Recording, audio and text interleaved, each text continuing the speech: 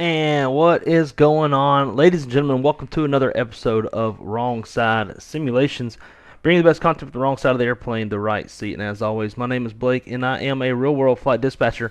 And to bring you a little more context to your flight sim viewing experience, and today we're going to take a look at the Cessna Citation X. Now, I'm sure y'all have seen plenty of streams on this airplane already.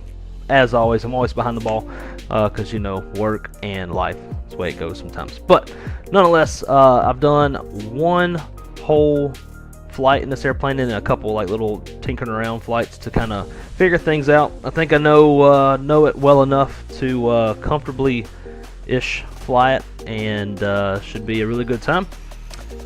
Don't think I would have ever thought I'd be flying a corporate jet on stream, but I will say this airplane's pretty fun to fly. So, as always, first things first, huge shout out to all the channel members. And that's going to be Callie Simmer, Marco, Image Seeker, Kyle Lewis, Captain Nate, AJJ, Wes Burson, David Isaac, Dustin, Mickety Mike, Josh Sioux Falls, Tyler Rocks, where'd that? Let's keep moving. Acker Glorami, Shadow Dark, Plane Nuts, Yori, Fred, Will H, Captain Shack, Skyfall, Space Ghost Seeker, Gabriel, and D-Champ. So thank you guys so much for the continued support. Greatly appreciate y'all as always. And also would like to take this time to mention that I do have a new membership tier available for your use if you like, where basically I will dispatch your flight sim flights for you as realistically as possible, from routing to fuel, looking at like any regulatory requirements like alternates and all the fun things, right? So that's something you're interested in and you'd like me to dispatch your flights, join that membership, join the Discord, and you can put your request in on the Dispatch My Flight channel. I think that's what it's called, something like that. And I'll dispatch it up for you. So now over to the chat. Callie Simmers in the house, although I do think she just stepped out. But great to see you, Callie. Me and Callie actually had a little race last night. I flew the Citation. She flew the 319. We just did a little Jackson Hole to Denver. And she took off about, I don't know, 10 minutes before me. She got up to about Mach 7.7. I got to 0.91. Had a little throttle issue. Had to go change some settings on my throttles a little bit. So she just barely beat me. Barely beat me to Denver by like 5 miles. And then I caught up to her on the taxi. But it was a lot of fun.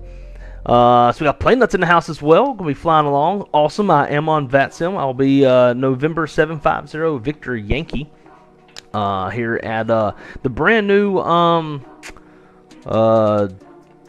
BJC. I can't remember the name of this airport, but it's basically like Denver Executive.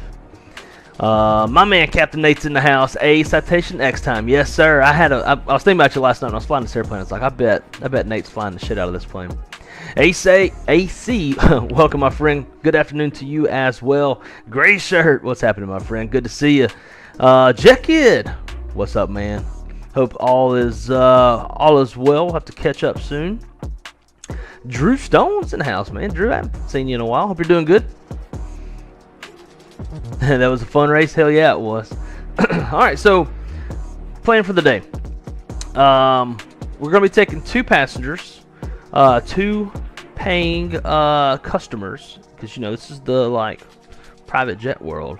We're gonna be taking them on down to Sedona to go pick up a few of their friends. I think it's gonna be picking up about 3 to 4 of their friends, and then fly them up to Bryce Canyon, where they'll continue their fun week. Jet Dispatcher, what's going on, Bryce? Great to see you, man. And Image Seeker's in the house. Great to see you, Image Seeker. What's up, dude? But Royce, how's it going, man? Good to see you. Go Tigers, indeed. Go Tigers. Yeah, so we're going to take the 2 over to Sedona. We'll pick up the others. We're also going to take a quick little look at the Sedona scenery. I can't remember where I got it. I think I just bought it off simmarket.com. Got some cool features that we'll take a quick look at. Obviously, the scenery is going to be beautiful on this flight. And we'll go land in Bryce and call it a day. So, you know, as is with any kind of business or any private jet flight, we got to make sure that all of our shit is stocked up. And get my audio where I can see it. So, got all of our make sure all of our stuff is stocked up: plates, forks, knives, snacks, drinks, all the things. A little hand sanitizer for these nasty Diddy type people that be flying around on these airplanes. So you know, close that up. Got all of our snacks, got a flashlight, and we got some other linens in case, you know, these nasty fuckers do some nasty shit on the airplane. Got some wine, and gotta have that hand sanitizer again, I guess, with some coffee cups, a little Kleenex to keep the COVIDs away, and a microwave. We've also got some pizza and cold beer set out and ready for the customers based off of their requests. We'll come back here, make sure everything is clean, spick and span, ready to go. I do think it is. Too bad I can't lift up the shitter. But everything looks good back here. We'll shut that door. Don't need no shitty stank smell. We'll keep these shades down until we get boarded up, and then we'll raise those so passengers can have a good view out. Passengers are on their way to the airport, so we'll go ahead and get the airplane fired up and have it ready for them once they get in. So, first things first. This airplane is, if y'all haven't seen it yet, it's where like everything is placed is very like unorthodox compared to what we're used to. There's nothing on the overhead. There's lights in like I think 2 different places. I don't know. It's a weird cockpit setup. But I think that's the biggest challenge with this airplane is once you kind of remember where the switches are at, it's all downhill from there because it's a jet. You know, all jets kind of operate the same way. So battery 1, battery 2, we do not have external power because we're not like, this airplane won't connect external power unless you're like at a default parking space or some shit. I have this, like I custom set this airplane in this location, so we don't have any ground power. So with that, we'll go ahead and get the APU fired up. I'm sure it's plenty hot anyways. Need to get some AC going. So let's get the APU master switch to on and APU start.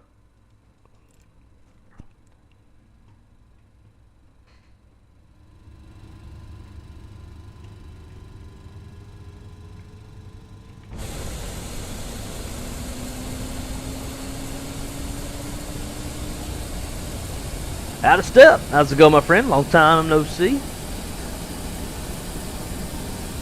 I'll be one of the paying clients. There you go. Since I have to prepare for my panel interview with flight safety this coming week. Hell yeah. That's awesome. Good luck. Hope it goes well. My man, Kbjc's in the house. Great to see you, dude. Shaq observed our little race last night. It has a GPU in the egg. What do you mean a GPU in the egg? Oh, in the EFB. It has a GPU. Oh, yeah. But when you click it, like, I'll show you. So, like, see, it's grayed out, and you click it, and nothing happens. In fact, when I was in the walk-around mode, I clicked the GPU panel, which will also connect the ground power unit, and nada, did not work. So we will be on APU. Anyways, all right. So APU is fired up, generator on, get some bleed air going.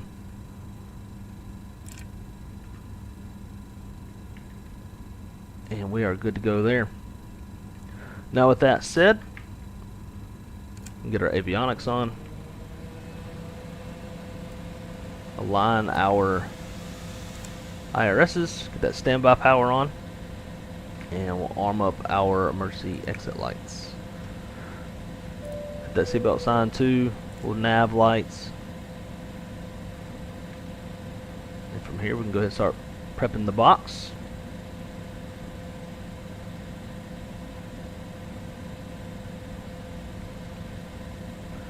Alright, send the flight plan. Starting at Kbjc, we're going to be headed to Sedona, Ksez.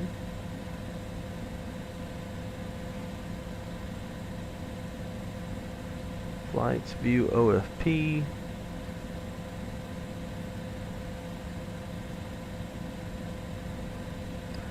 This has us off runway 12 left. And that looks fine with the winds.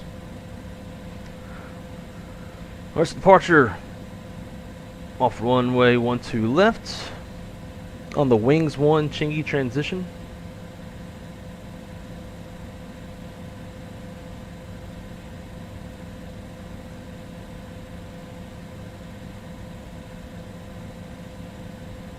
And then from there, it's with Dove Creek, DVC. And then INW, can't remember that one. I bet Nate knows it. Alright, cool. From there, go to arrival. And we have no star. Our approach, it's going to be RNAV runway 3. Pull up that chart real quick. And I think we'll hit it from Costa. That should work. Alright, cool. So we'll be on a heading or RNAV to bumps. Discontinuity, get rid of that. Costa, then on the approach.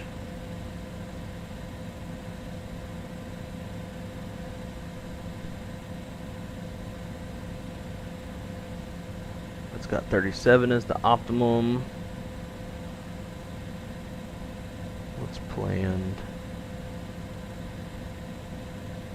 38 because we are going more to the east, or west rather. So flight level 380. ISA deviation is +2.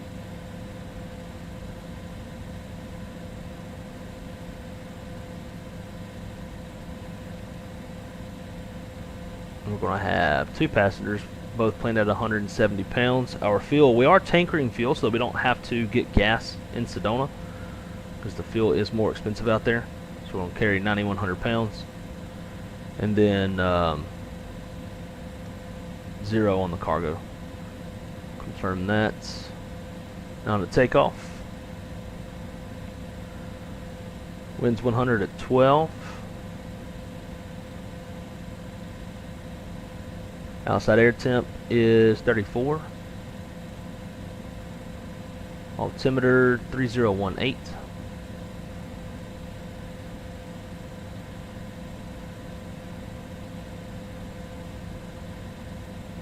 It is dry.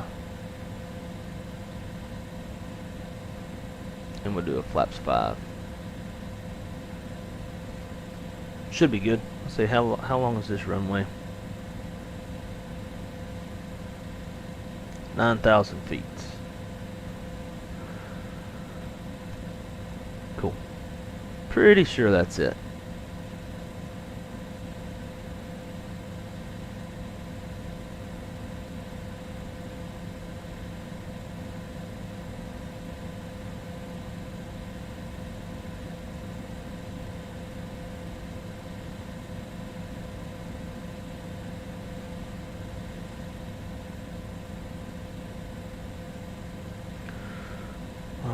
On the wings 1, top of climb is 23,000 feet.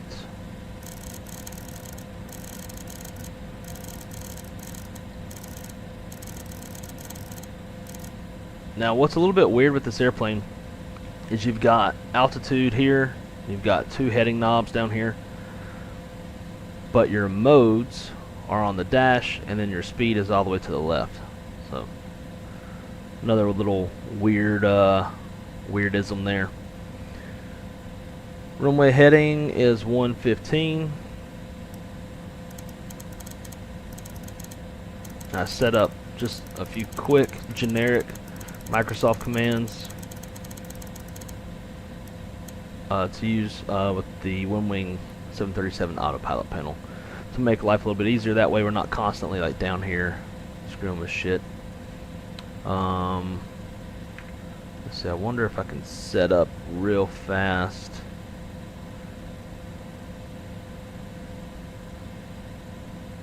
Altimeter.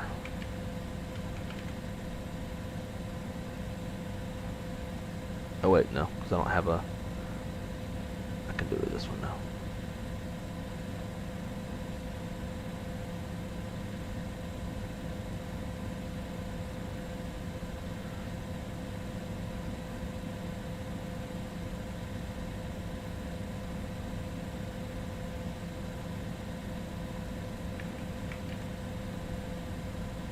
Nah, whatever, we'll just do it manually. So 3018. That's set. And I think we're pretty much ready to go.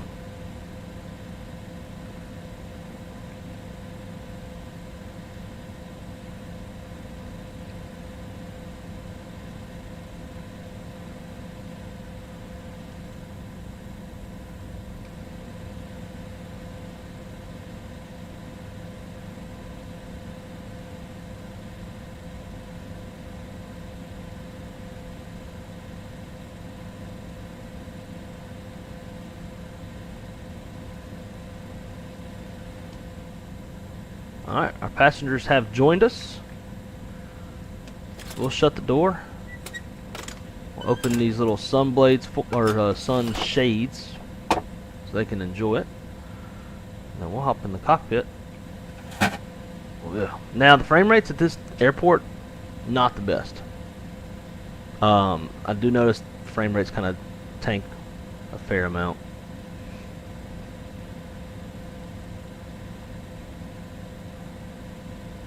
That damn spell correct. Also, you're flying out of my hometown GA airports. Heck yeah. So what's the name of this airport? I can't remember it. I kept wanting to say High Mountain. I think it's Mountain Air, right? High Mountains in North Carolina. Wild airport. Must be where you park. Yeah, that is exactly why. Because it's not in like you know, like an actual parking spot. Winslow, packs and bleeds are off.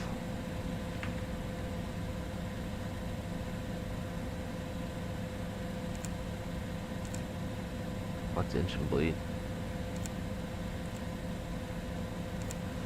Cockpit pack. Okay.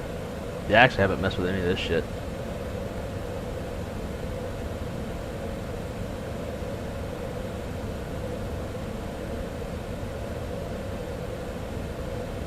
See? That's why I'm glad I got Nate in here, because I knew Nate would know some shit.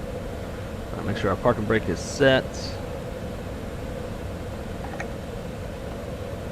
Damn, my little command doesn't work.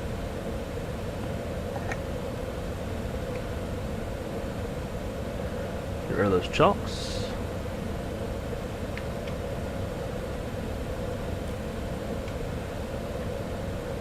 And now let's fire them up.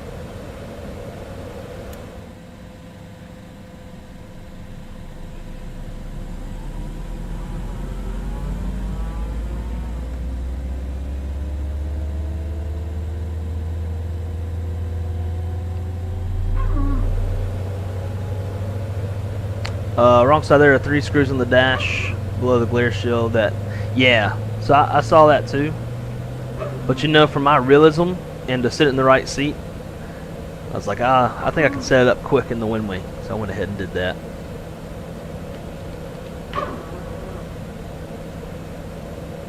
All right, good start on 2. And let's roll number 1.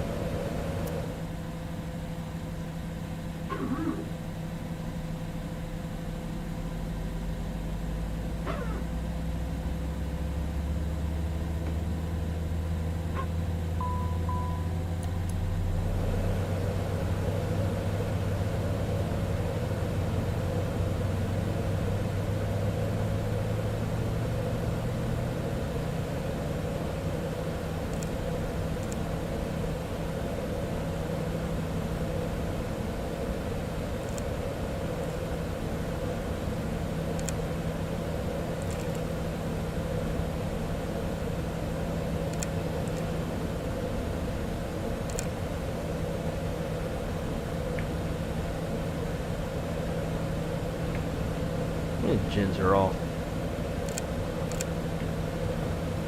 Yes, they were off.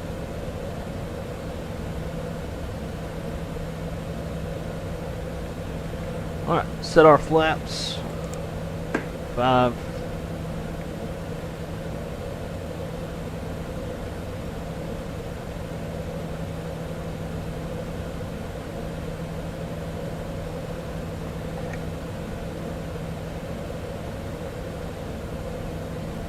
Alright, Nate.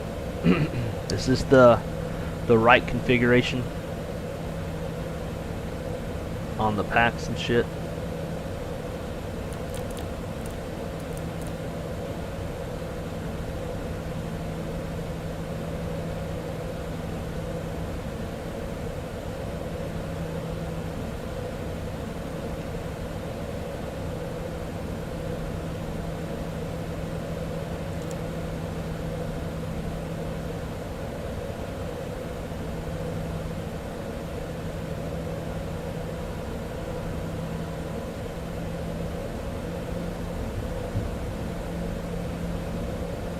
Isolation valve needs to be vertical. Roger.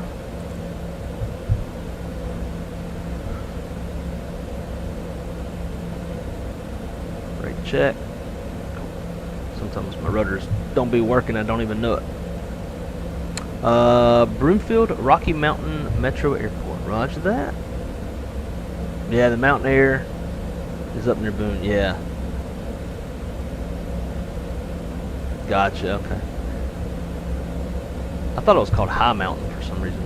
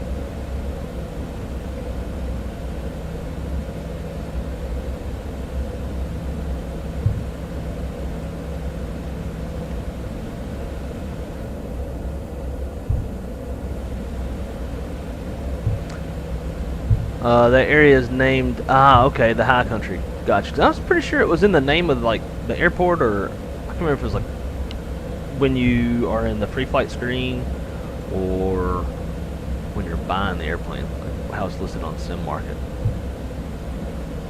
Alright, where's Plane Nuts at?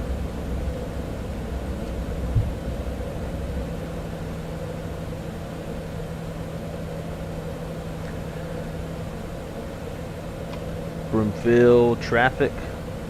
November 750 Victor Yankee taxiing from the hangars to 12 left via Alpha 7 Broomfield.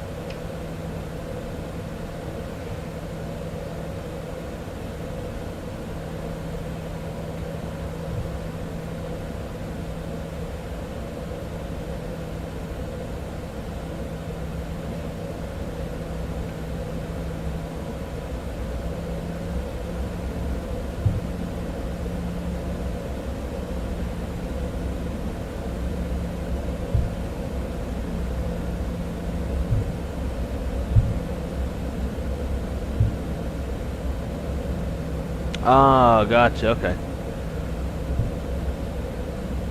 Yeah, when you said fly with, I thought you meant like you'd be on VATSIM to fly with.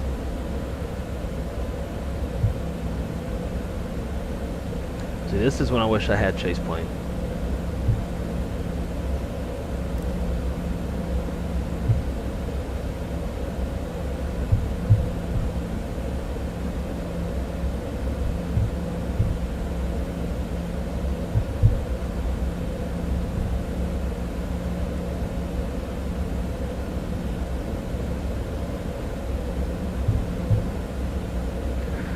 So the only thing I'm really kind of concerned with on this departure,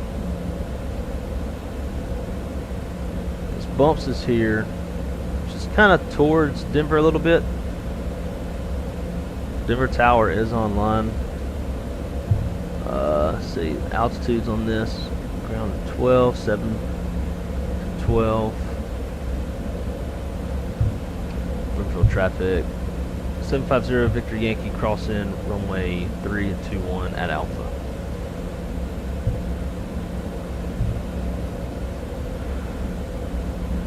So bumps. If we do 5, we'll stay below. 5 or 6 will stay below the Bravo. Broomfield traffic. 750 Victor Yankee clear of runway 321.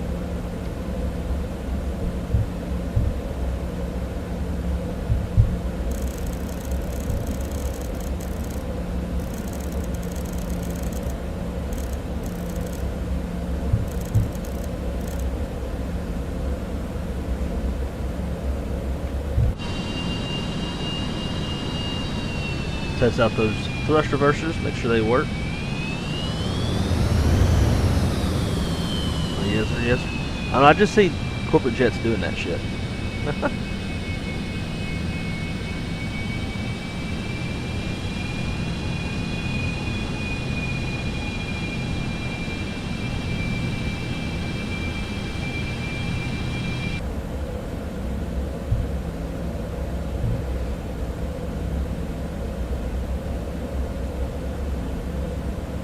ATC would most likely keep you low, and or departure wouldn't release you until the area is clear. Gotcha. Yeah, that makes sense. Yeah, looking at the Bravo, we're on the, like, it'll be like just on the outer skirt of it. So actually, it wouldn't even go into it, like by a fucking hair. But yeah, we stay low, we'll be outside of it.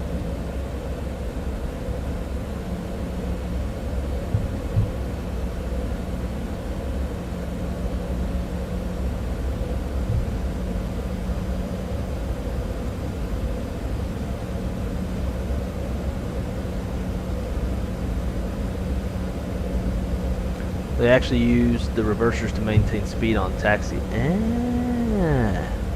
Yeah, see, I know you're like the corporate business jet guru.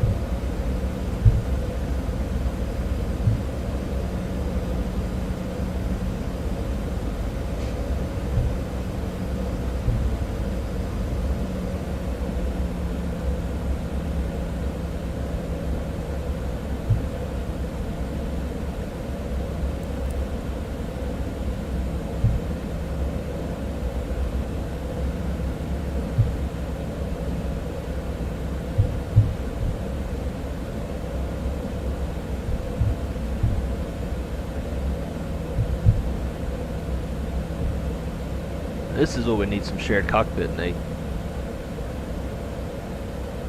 This jet.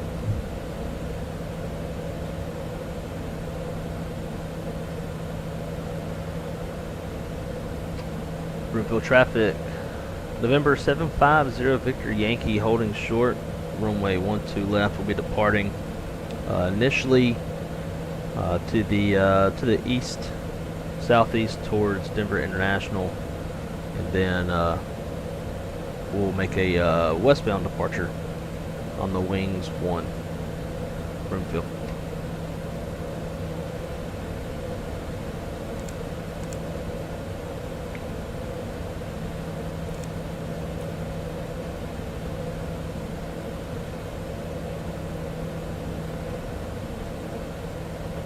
Alright, clear on final. Clear down the runway.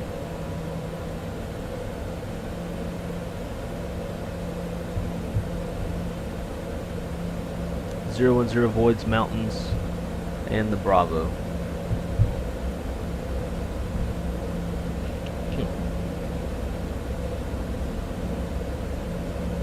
Is that off of runway 30 right when they do that?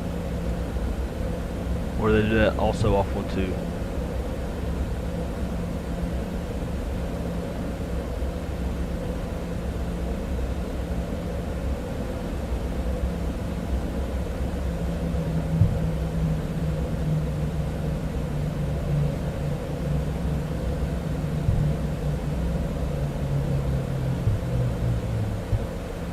Broomfield traffic. 750 Victor Yankee departing off 12 left. Making an initial eastbound climb and then a right turn on the wings 1.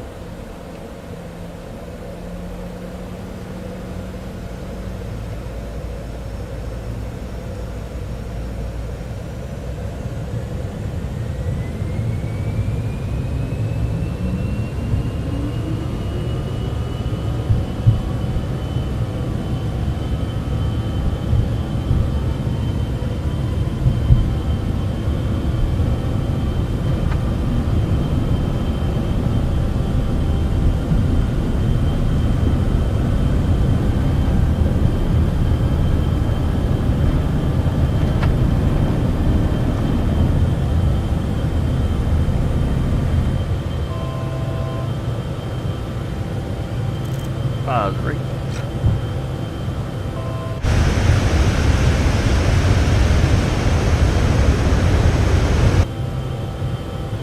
Broomfield traffic. 750 Victor Yankees clear of 12 left. Currently on eastbound heading. Alrighty.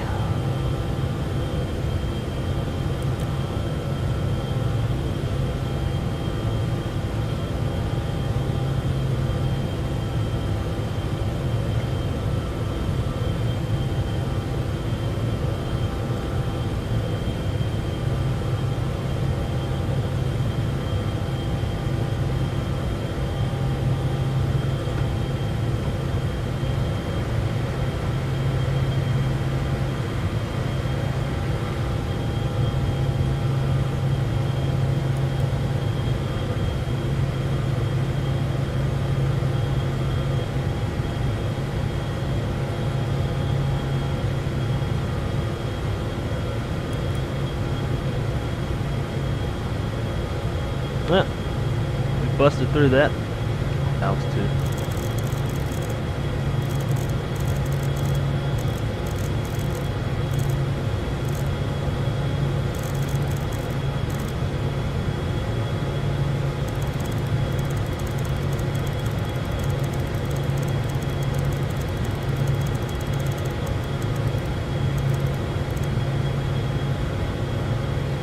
Broomfield traffic. 750 Victor Yankee is clear of the airspace, making our westbound departure on the wings 1. Broomfield.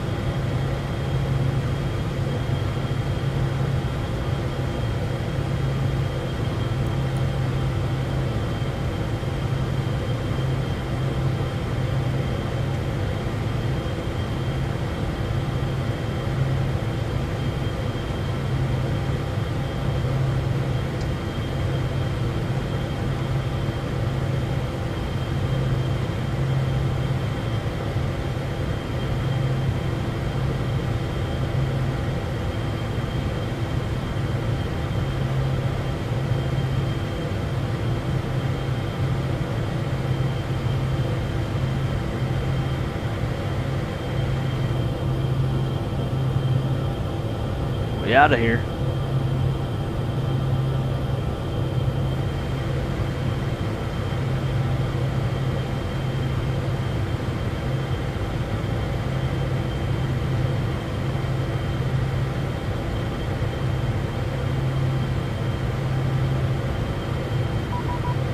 Uh-oh.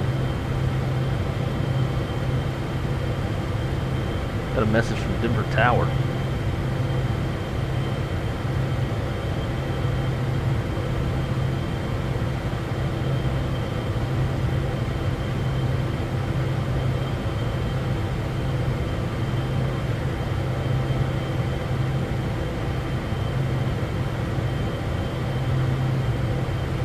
Or if I went through the Bravo.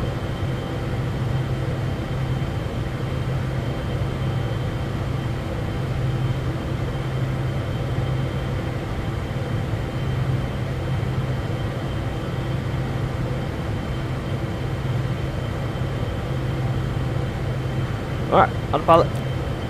Let's see what they want.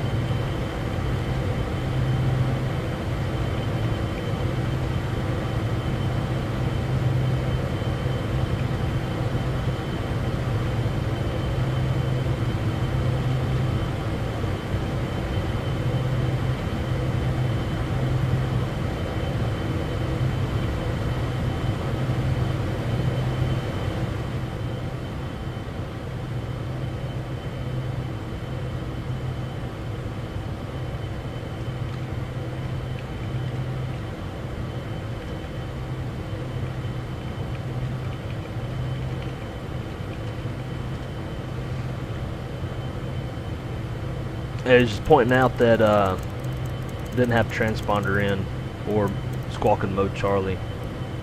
I had to force mode Charlie on through vPilot, even though it says TARA.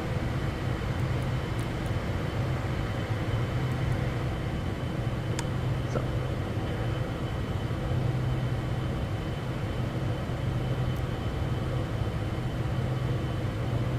Alright, I'm going to leave terrain up on the right side. On the left side, we'll do a little weather radar.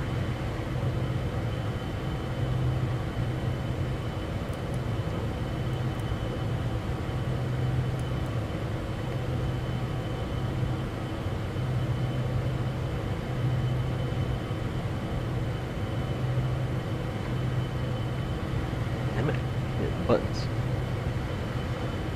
Oh yeah. I like this airplane. I think it's a hell of a lot of fun. She scoots too. Alright, let's see. As Step said, I'm really excited about my interview.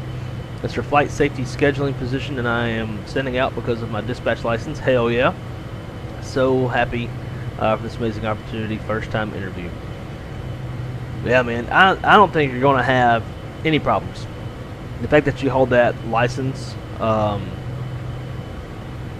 shows that that position is probably a fair amount beneath you, but nonetheless, it's some sort of experience and will open doors for you.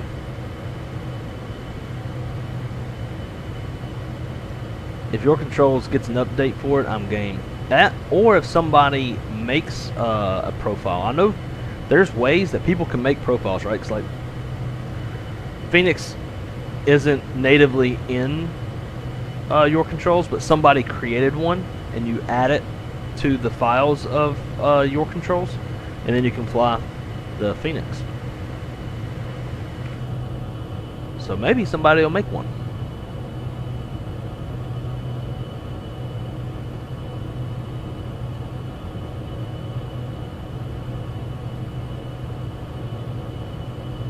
Damn, trying to get there by next year. and that you think it'll happen? You know some people in some places?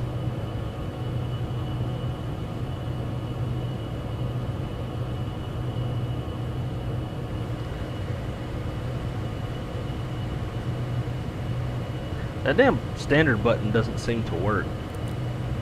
Oh yeah, it does, just on the left side.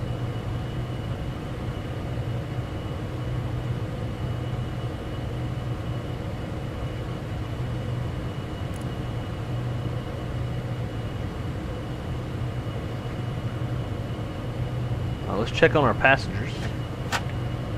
Hey guys, y'all doing good back here? No blowies or anything, right? You know, try to keep our carpet clean, okay? Well, she's real, like, into this story she's telling. Alright, we'll give you your privacy for 20 minutes, and then we'll come bug you again.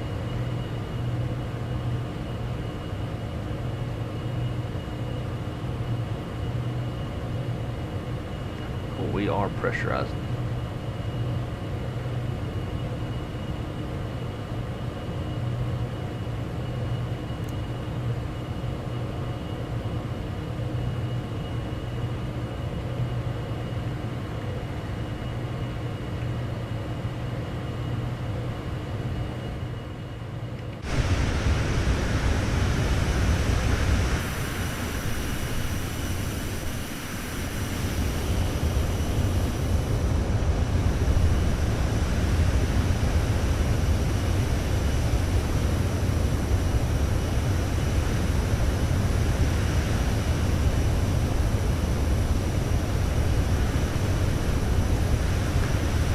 Oh yeah, I know some people. That's too loud. It just based on how much total time I get, see if I will be done by the end of this year. So I'm gonna see how much time hell yeah, dude. Go for it. Pump that time out.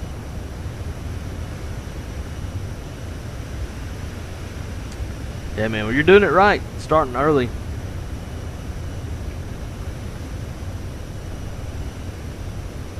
Now, do you want to stay like corporate forever, or would you want to go airlines? Would you want to go cargo? Like, what's like top goal for you?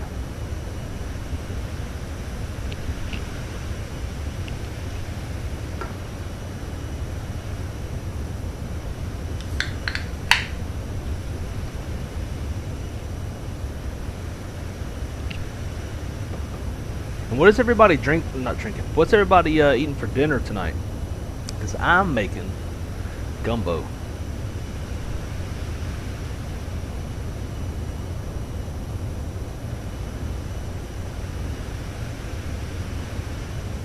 fact, I think I'm going to try to get some groceries delivered to the house so that I don't have to leave y'all.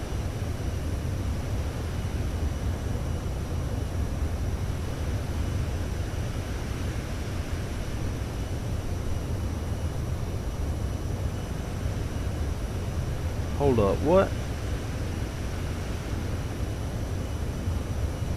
Storm the cockpit, Homeland Security arrests Delta pilot moments after landing in San Francisco.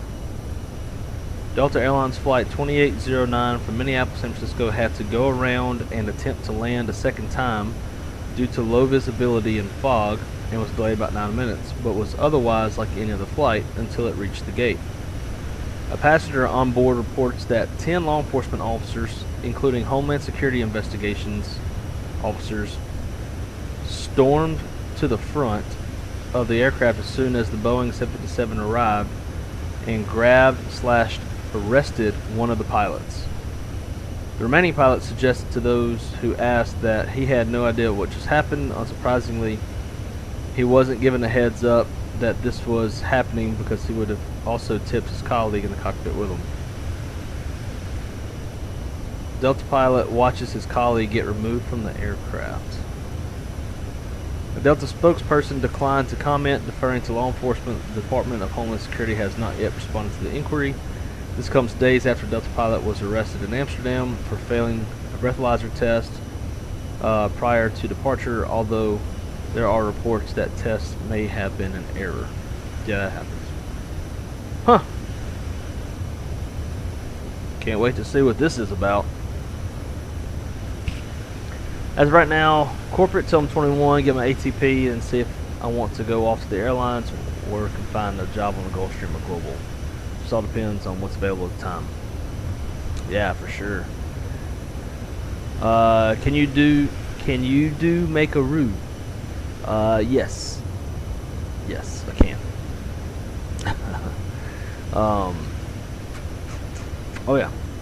Some order. They like obviously there's big money in the airline, especially like once you get left seat at Delta and shit like that, but at the same time, man, especially like being in dispatch and jet dispatcher, he's one of my guys. We can attest that like there's so much just stupid shit that happens in the airlines, whether it's passengers doing stupid shit or just like the operation doing stupid shit because of weather or ATC or whatever the case may be. Like whatever you were planning on doing at night, wherever you were planning on sleeping, like may not happen.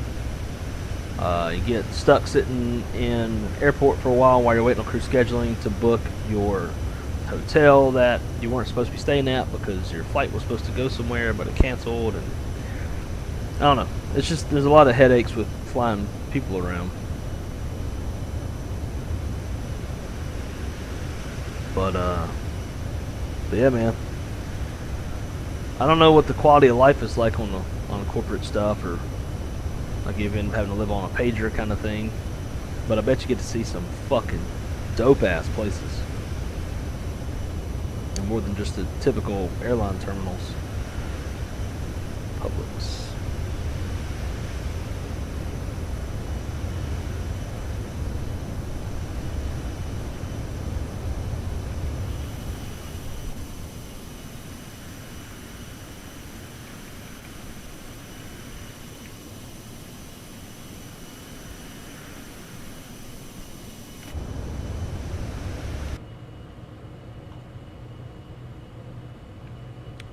So I need to kill these.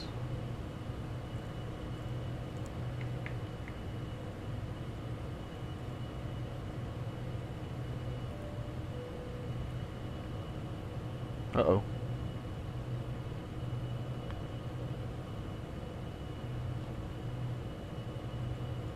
Why are we at minimum speed?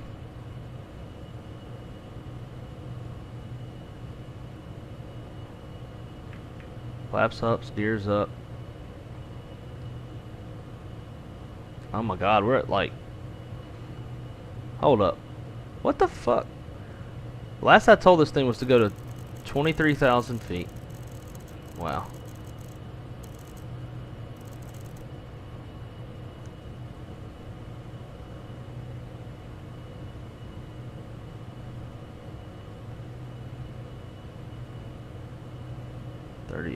This is why I don't like going to external views.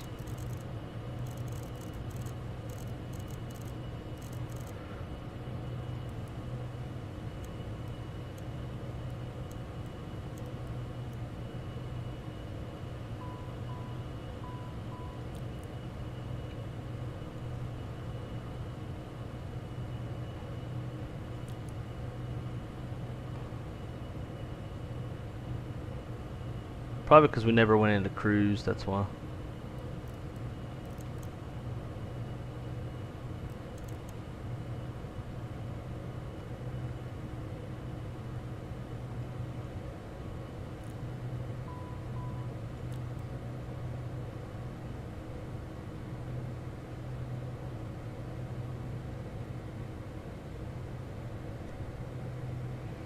Yeah, it got up there quick.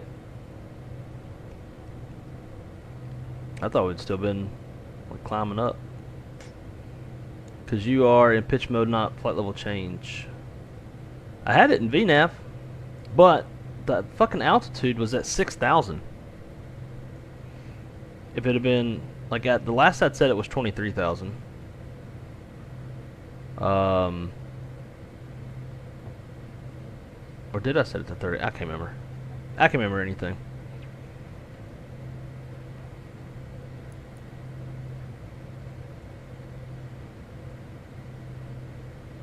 The last I'd set was nav and VNav in climb power / mode, whatever that shit is.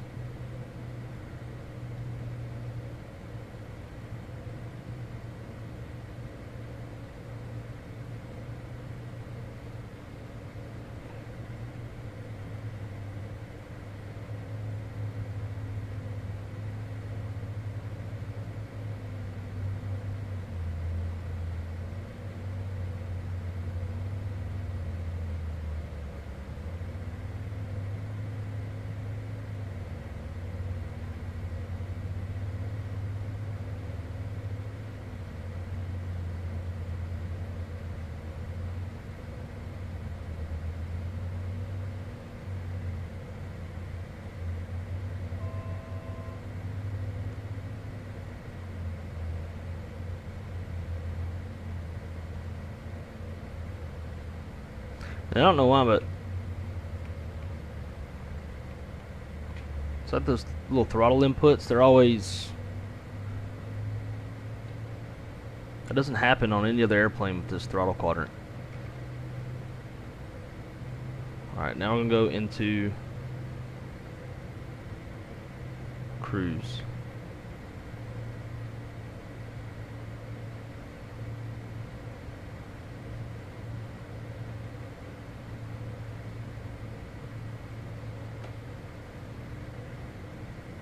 Because that's what I don't understand. If the throttle levers move, then why are there like these detents?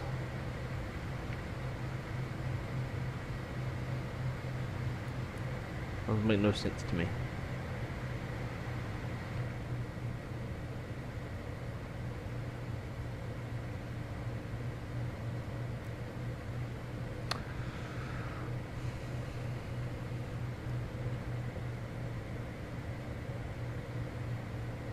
I'm a little behind, but I'm making barbecue pork chops. Hey, there you go. That sounds good. And just the routeman feels like it's the same stuff all the time. Part 91, 135, there's a lot more places to go, and you aren't stuck on one type. Yep, I agree.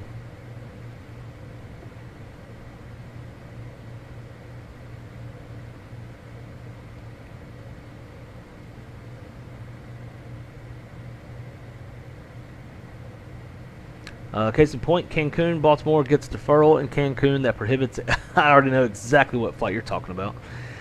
When the MiG-2 got deferred and no extended overwater, yeah.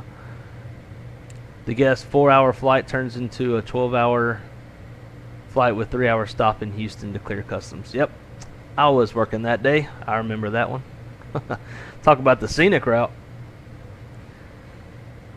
So for those of y'all who aren't aware of what he's talking about, it's basically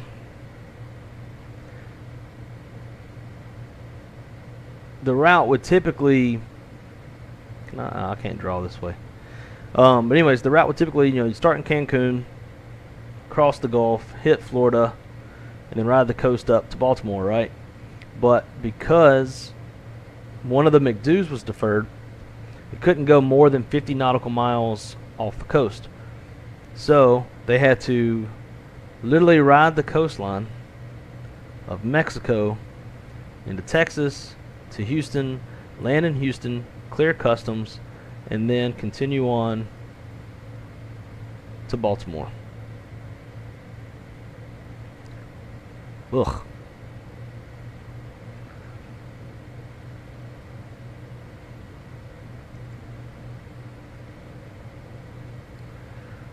The pitch mode explains the low speed. Yeah. Samantha. Interesting title today. I know, right? I tried to think up something a little bit clever. Let's go to the back and then let's go to this side.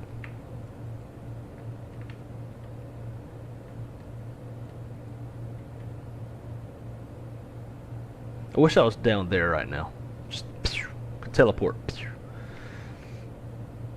But Samantha, great to see you as always. Hope you're having a good Sunday. Because the aircraft never came with auto throttle. Those are FADEC detents. The auto throttle module is an add-on. So where is this add-on you speak of?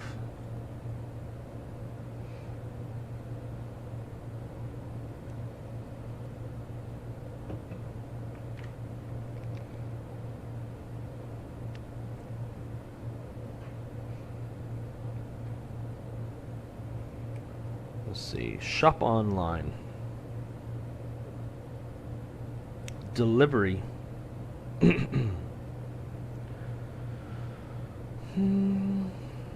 enter a site, the Instacart, blah, blah, blah. Okay.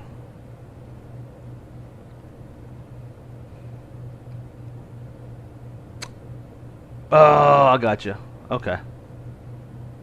Yeah, I thought those were detents. So, like, I was like going into trying to go into those detents. And the other reason why I thought it was that way, because in the config, you got to calibrate your throttles, right? So I wonder what's the purpose of having to calibrate this if they're not like, you know, actual detents.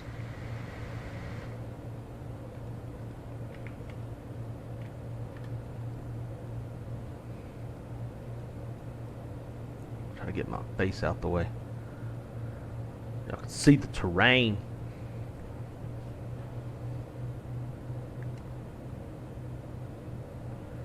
Confirm. Hang on. Yeah, I need address.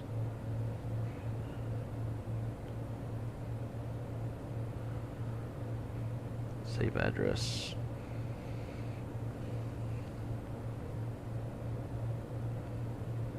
Alright, let's see. Chicken. I need a rotisserie chicken. Fucking hate shredding your rotisserie chickens though.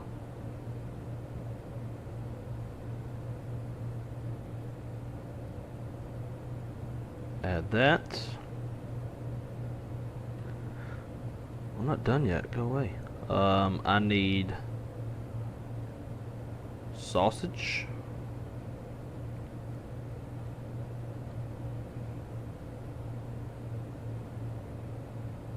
Let's try country sausage.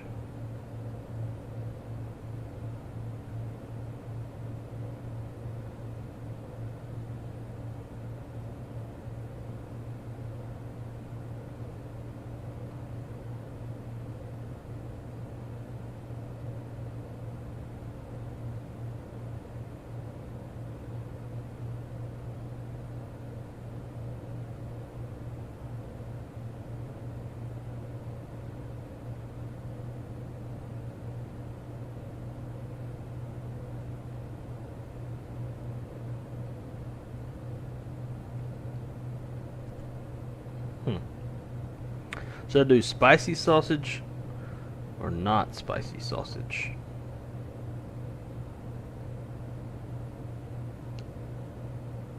I'm gonna do not spicy sausage because last time that shit tore my stomach up. God dang! Oh, they upcharge everything because it's delivery. Let's see how much the shit costs. I might end up still going save some money.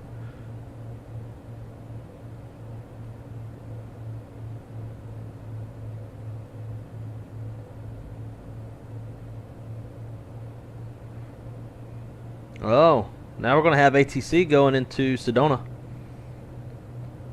The Albuquerque Center is online. Okay, then I need shrimp.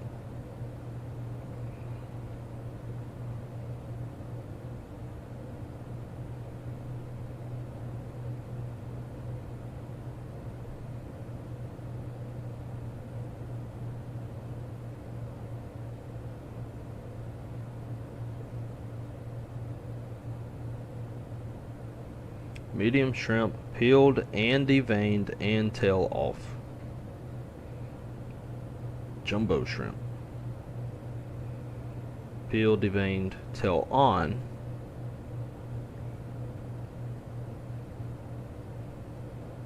I don't want jumbo, I just want large. Oh, then they got extra large. But where's just large?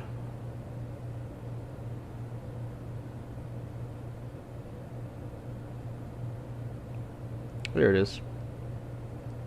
Of course. Shell on. I don't want to fucking peel a bunch of shrimp.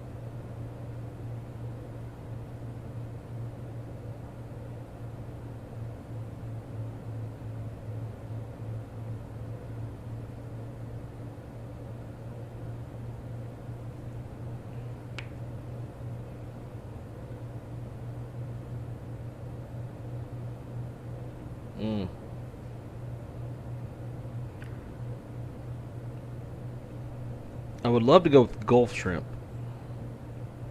Oh, well, no, this is 30% off. Damn, do I do 1 bag or 2 bags? That's me $24 just in shrimp.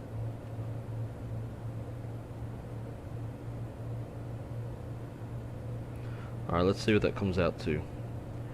Fucking $50. Rotisserie chicken, 2 packages of sausage, 2 packages of shrimp.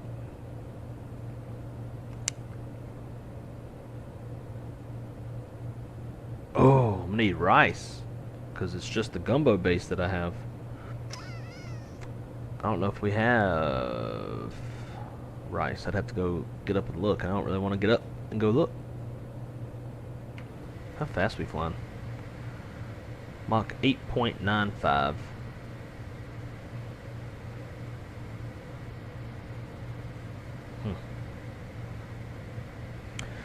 Alright guys, give me 1 sec. Let me go check and see if we got any white rice. I'll be right back.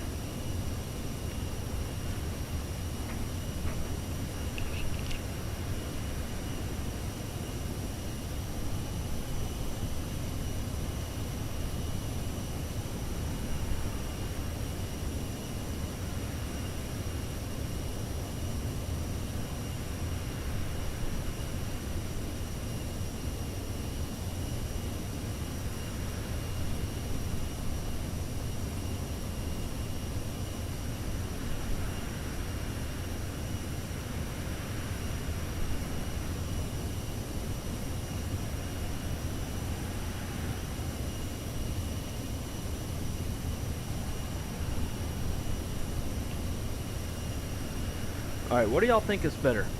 Jasmine rice or white rice? I'm kind of leaning towards white rice. Jasmine rice is pretty good.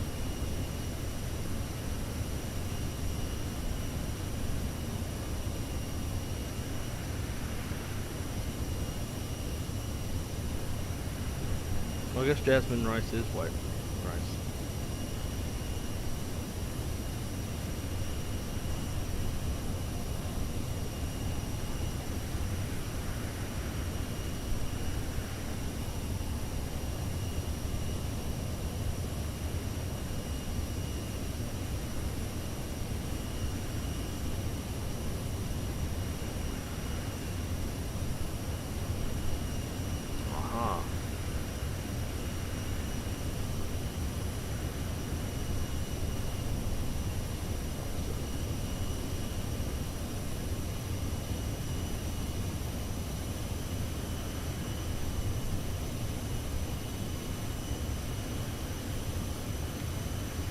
$52.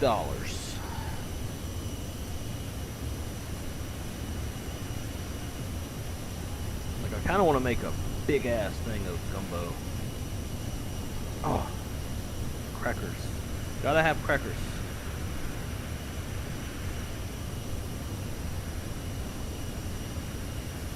Gotta have them saltines.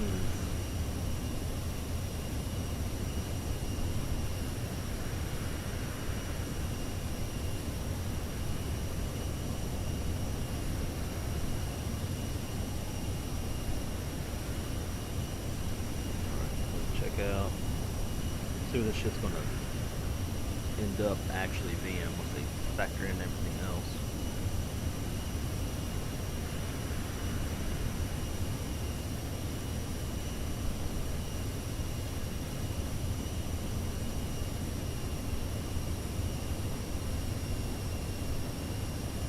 See, when the autothrottle is off, they allow the FADEC to set best power. Ah, okay, okay. Gotcha.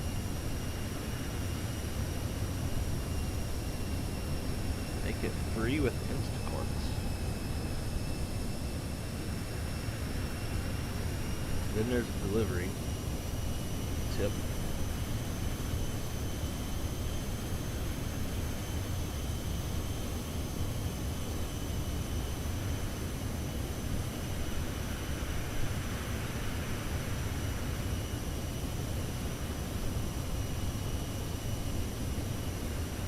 It's already, like, I'd kind of rather just go pick it up myself.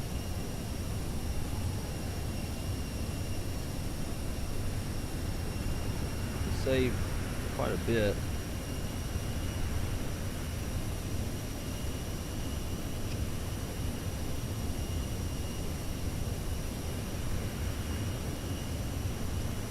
This shit's gonna end up being $72.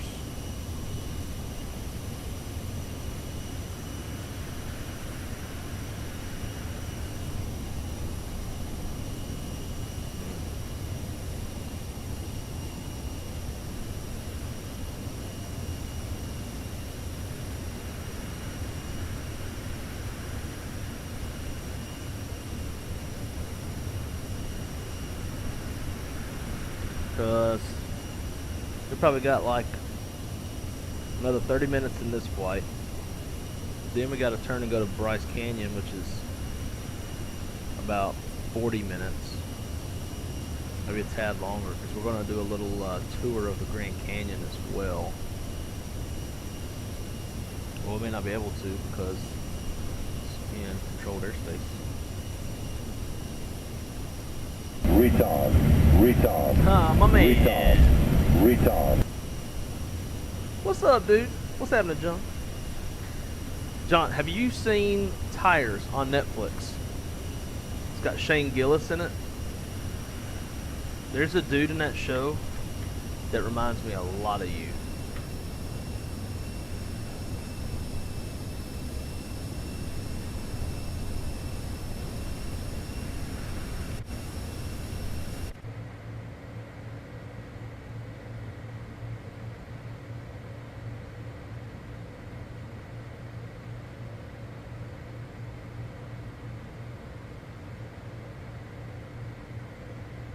It's this show. Tires. Fucking hilarious, by the way.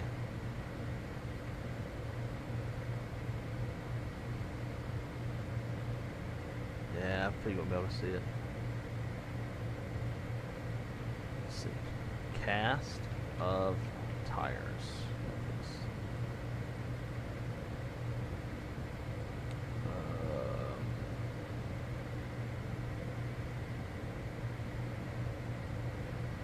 More people than just this guy, Chris O'Connor.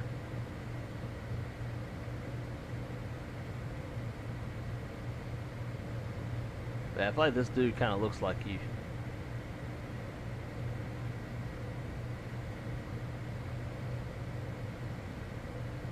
That fella. And now what I'm gonna do, I'll pull up a picture of us.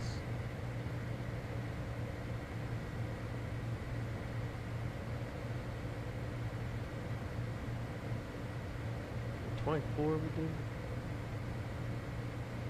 Yeah.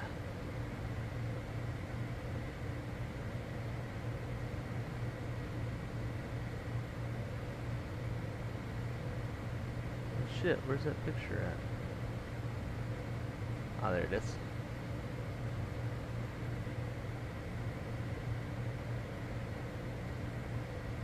Yeah.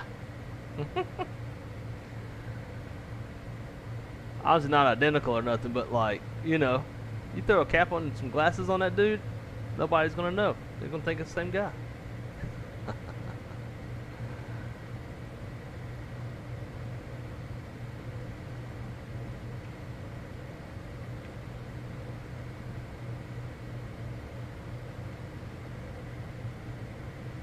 Negative, do not have, gotcha. If you ever do get Netflix, dude, you gotta watch that shit. Shane Gillis is The fucking funniest.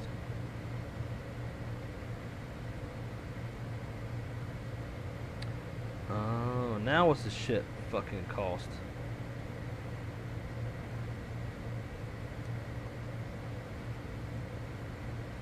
$79 because I'm not doing a 2-week trial of Instacart.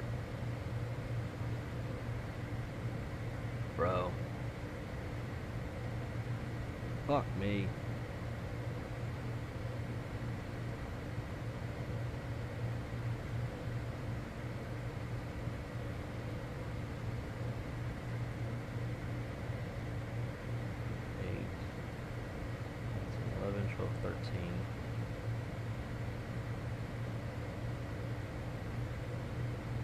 Yeah, it'd save like $23 if I just went and picked it up myself. That would mean we probably don't fly the next leg, and I'd want to fly the next leg. Yeah, he is. Dude, Shane Gillis is the fucking funniest. D1, what's up, my man? Welcome, welcome. How do you like the new Cessna so far? I'm loving it, to be honest. It's relatively quick and easy to learn. It's just more so remembering where the hell the switches are that you're looking for. That's the biggest thing. Because the cockpit button switch layout's a little bit unorthodox. You got the APU over here on the side. You've got some lights here. The other lights are here.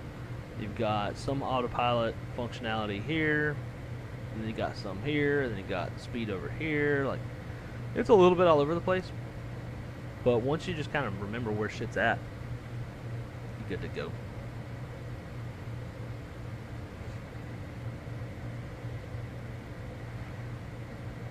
I like it. Fun airplane. Can take you to a lot of airports that airliners can't. I would recommend.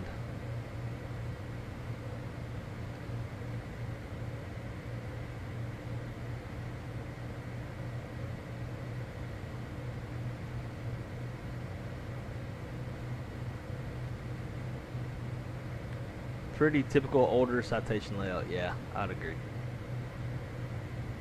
I would agree.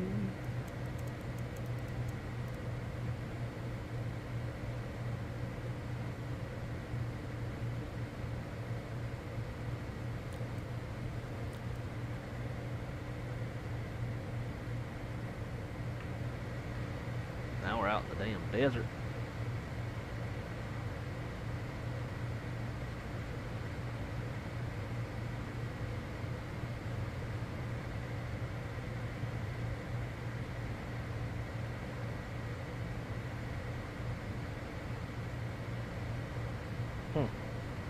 Still don't know what to do about this food.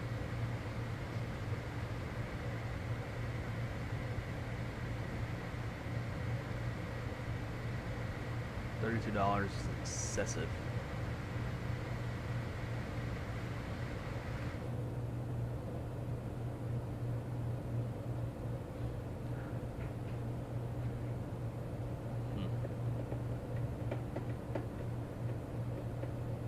It ain't but like a 10-minute drive.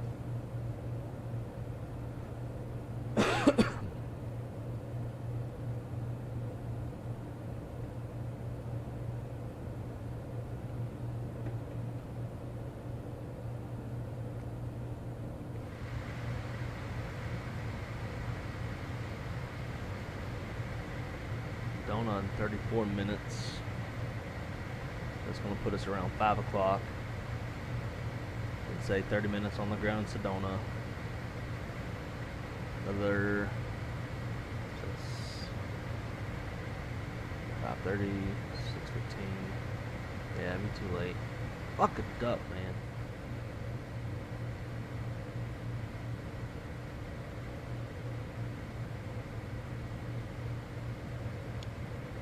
I want to do the next flight, so I'm just gonna pay to have this shit delivered.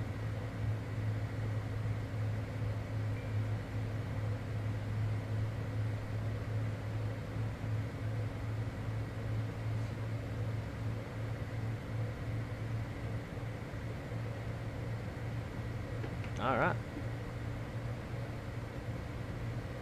Ahmad, YouTube is shining right now because you are live. Well, I appreciate that. Thank you.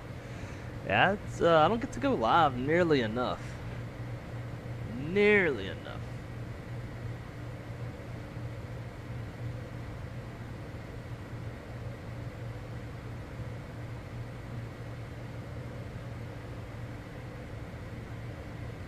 But, welcome.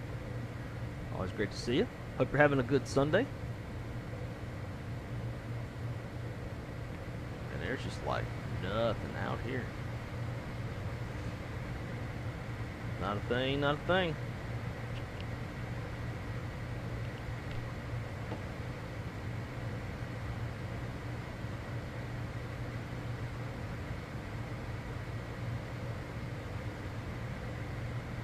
And I am still shopping begins.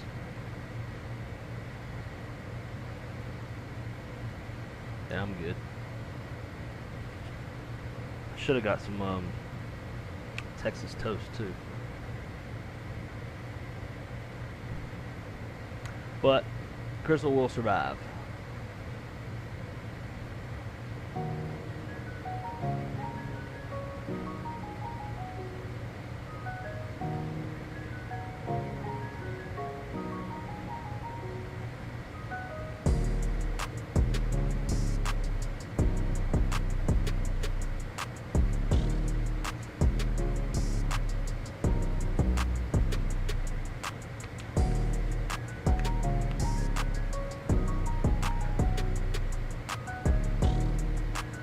I don't think anybody shared their dinner plans for tonight.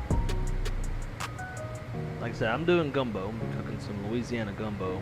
But what about you guys? Any of y'all doing anything delicious? Isabel. Me grabbing my groceries.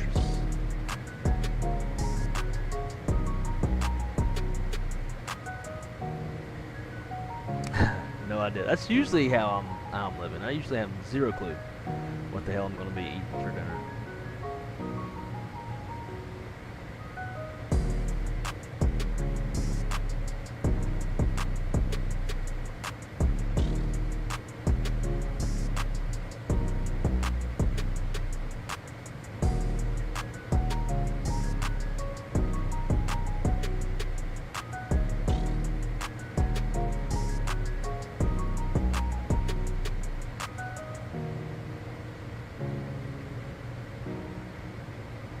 Have y'all seen that new EFBX that's coming from Katie Pilot?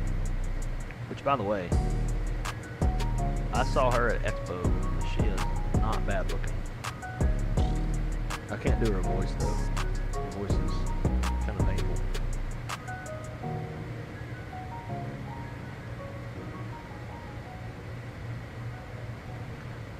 But I'm kind of curious to see what that thing's going to bring.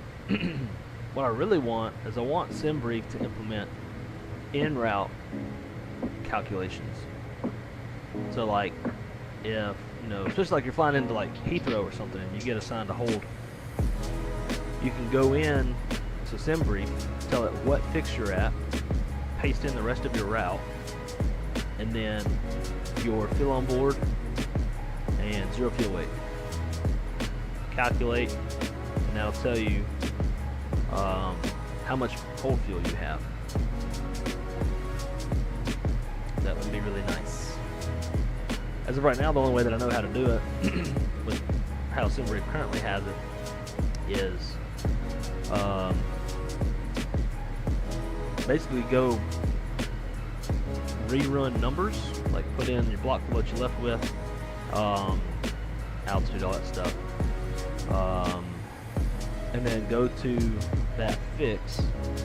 It's like if you need to add an alternate, right? Like maybe you didn't have one, now you need to add one, and then see how much fuel you've got.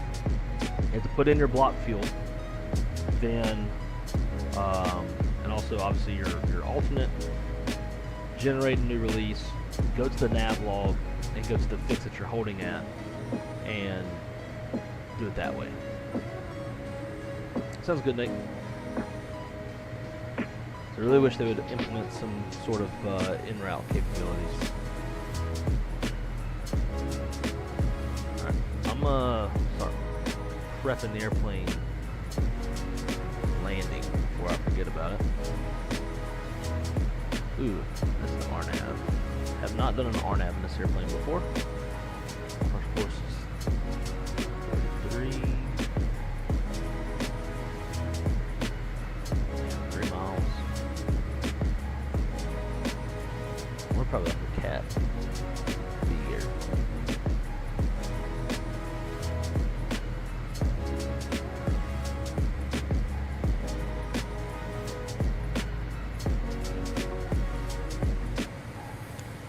Nothing really to, since it's an RNAV, not an ILS.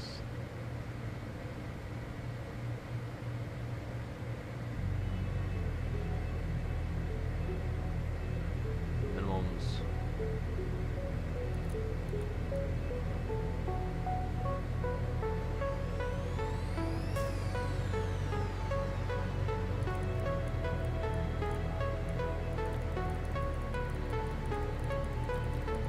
Minimums are going to be 57.40 if we do Barrow. I'm consider holding this thing for a while.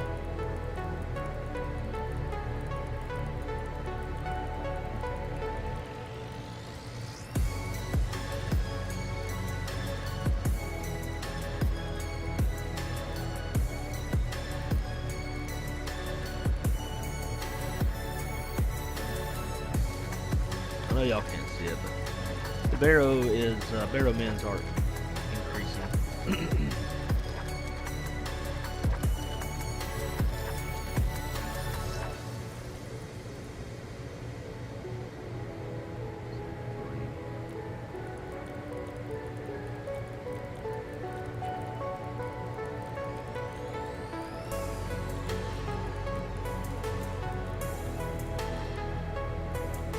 There we go, 57.40. Liam, hey, what's up? You gonna be streaming the BFU on Tuesday, Wednesday? I'll try. I work Monday through Thursday. I work the overnight shift, so I'm typically sleeping during the day. But it's such an exciting update that how do you not stream it? You know. But super stoked about that. By the way, I saw that as soon as they posted the Discord message this morning. And watch that whole video, and I think it's going to be a hell of a treat. JJ, hello, hello. Welcome, my friend. Great to see you. Eggo waffles with Knob Creek smoked maple bourbon for sipping and dipping. Yeah, that sounds pretty good. That sounds like a little bit of happiness.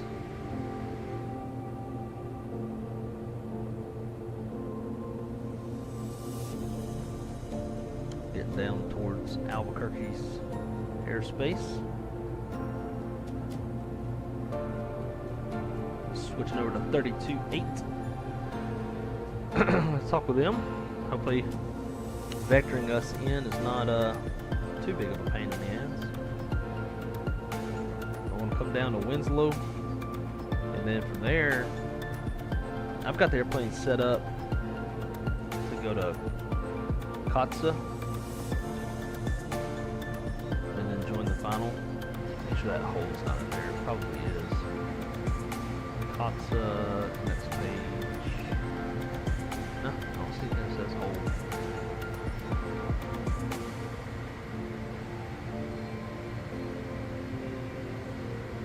Let's go to nav. All Earth landing. Sedona currently winds 150 at 11, gust 17.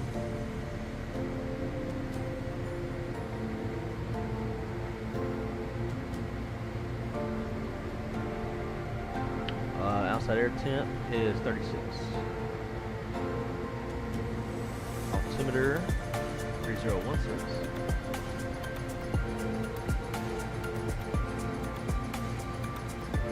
Always dry. Flat 35 landing.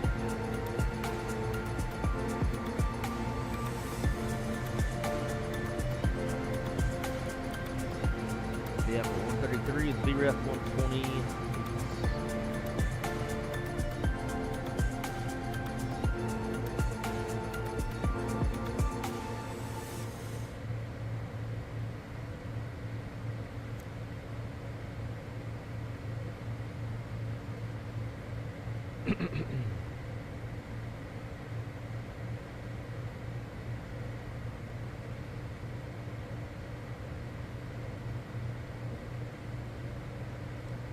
see, let's go Kbce. And then from Kbce, flight plan. Next. It's hooking.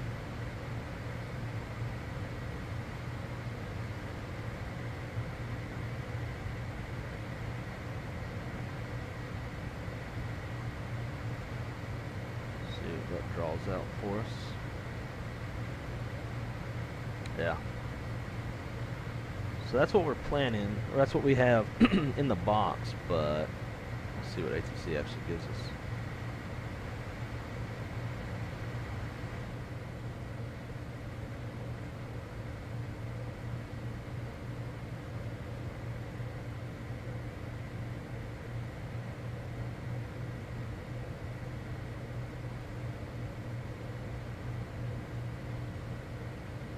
We could have flown a lot higher. Winds might have been worse though.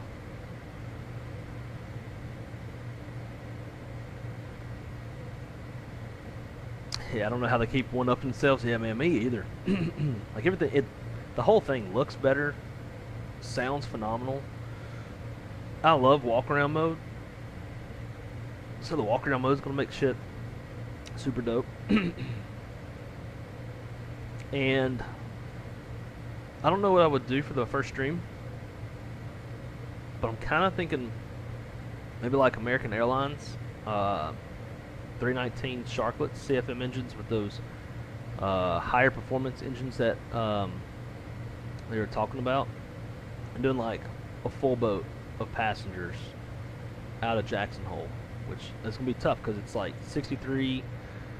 Let's see, I don't want to misspeak. Okay, Jack.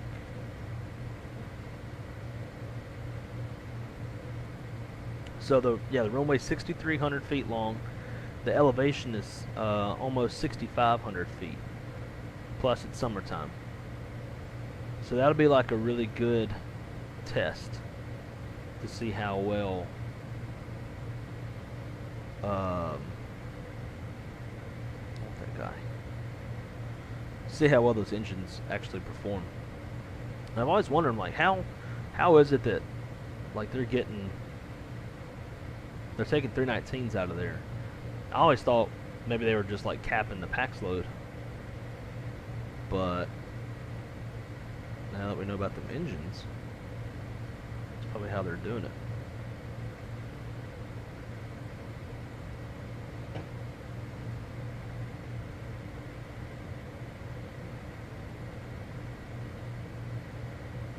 I want to see this dude's altitude that's behind me. I feel like he's been catching us, which doesn't seem possible when we're at Mach 8.9 or 0.89. He's in a 7.3 max.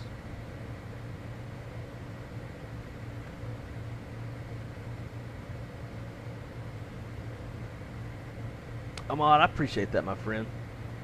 I think it may be the airplane for one. It's also probably the day. You know, it's the weekend, so people are probably out and about. Doing things. You know, typically airline, I think airliner streams tend to get more views than like GA airplane. Plus this airplane over this past week has been streamed like crazy from other content creators. So I think when somebody else sees like, oh, okay, it's just another citation stream, like nothing new at this point. So I think that kind of makes, you know, some of the interest factor fall off a little bit. But nonetheless, I appreciate that. That's a very, very kind comment. But you know, I'm not here for you know, for the number of views and stuff. I'm just here to like fly and hang out with y'all. And there's so many times, especially with, you know, when Microsoft 2020 came out and now 2024. There's so much beauty in the sim that every now and then you just have like these certain flights, especially the dawn and dusk flights, where it's like, it's so pretty. And like when I'm not streaming and I have one of those moments, it's like, fuck man, like I wish I was sharing this with somebody else right now. Somebody else could see it more than just me. So I think that's one reason like why I love doing this with y'all and not, you know, being all about the numbers or trying to get partnerships and free stuff and all that. I just like to fly and hang out with you guys.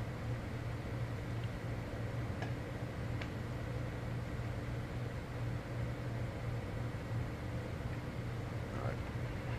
I haven't gotten a message from Albuquerque Center yet, but we're basically about to cross the boundary now. We're on 32.8. Let's make sure we got 32.8 in there. We do.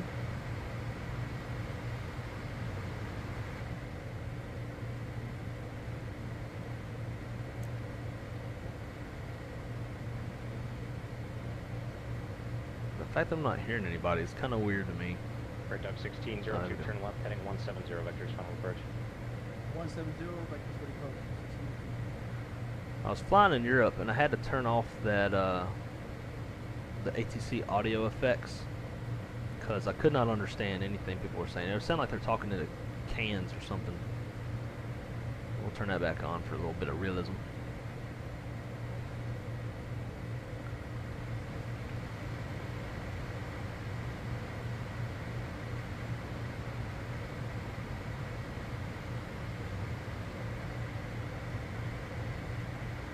Albuquerque Center, November 750 Victor Yankee, entering your airspace from the north, flight level 380. November 750 Victor Yankee. I don't have a flight plan file on, correction, I don't have a flight plan on file for you, so reach out the transponder for 4127, I know. 4127 will ident, and I'll also get a flight plan on file for you. Good day, Alpha. Yeah, I forgot about that. 4127. Project 1602, Sky Harbor Airport, you're 10 to 11 o'clock, 900 miles, what's the field and stuff? You got the field inside 1602. Project 1602, have your clear to visual approach, runway 7 right to wind, 3504, runway 7 right to the wind. Alright, we got clear for the radio, for the approach there. Sunlight 1602. American 1506 is going to maintain 4,000. Down to 4,000, American LS to the Jet 6.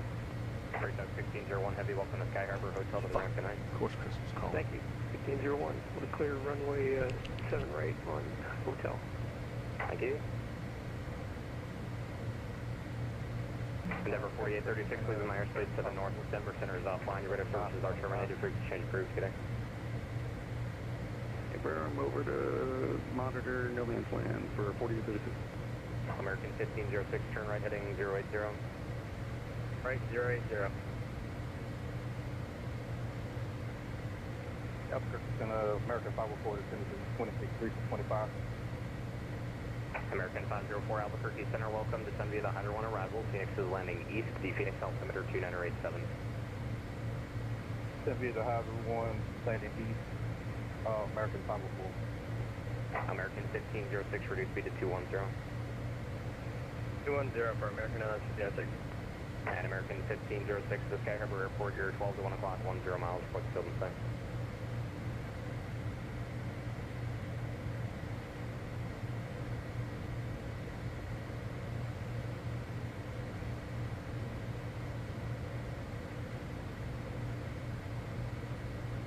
American 1506, descend and maintain 3,000, report the field when you have it. Roger, down to 3,000, and I believe I have the field in sight. American 1506, Roger, you're cleared to visual approach, runway 8, you're number 1, runway 8, clear to land. Roger, number 1, 8, clear to land. American Airlines 1506. Set American 2250, flight Texas from you. Freight Dog 1602, short final. Freight Dog 1602, heavy runway 7 right, clear to land. Clear line 1602, Evan.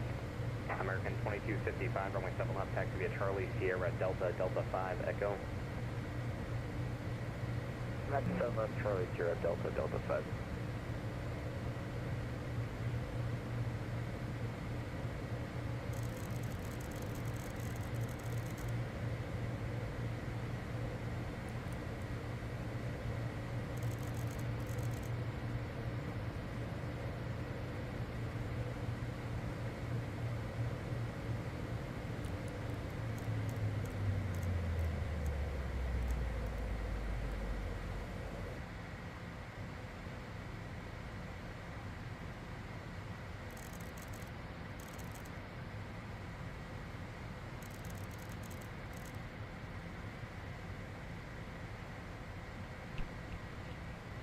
Alright, so we're not going to be able to fly on VATSIM because this is getting way too behind the airplane. I was trying to file my flight plan, it wouldn't take it, said call sign was already in use, needed to be on the ground and stationary and all this shit. So I was going to have to disconnect, change my call sign, reconnect, file the flight plan, all that kind of stuff. At that same time, my glide path down to the airport was getting well below me. So by the time I get all of that done, I would be like way high. So I just disconnected. Said fuck it.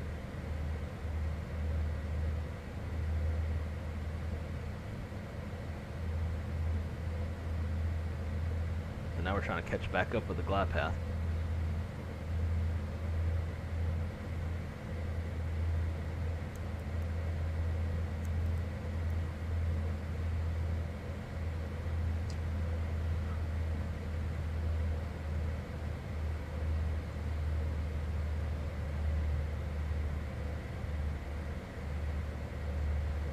Alright, let's just get caught up. Yeah, exactly. Samantha said it shows just recently started watching and have to say you feel very genuine. Well, thank you. Yeah, I don't hold anything back. I'm very well known for that. Sometimes that's good, sometimes it's bad, I guess. There go VNAV. Path is armed. Watching to see. There it goes. Now we're tracking the path. Cool. Yeah, I don't hold nothing back. Tell it like it is, and yeah, I'm just here to hang out with you guys. And thank you for that. Very nice. We're on Beyond ATC. No, we were on VATSIM, but now we're not on anything.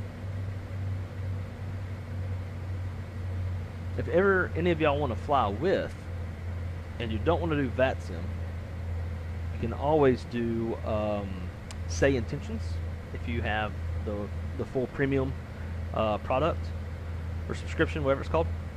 Because then when you can see each other and hear each other on frequency, but you know it's just AI. The only caveat to that is you have to turn off traffic injection because it can't do both.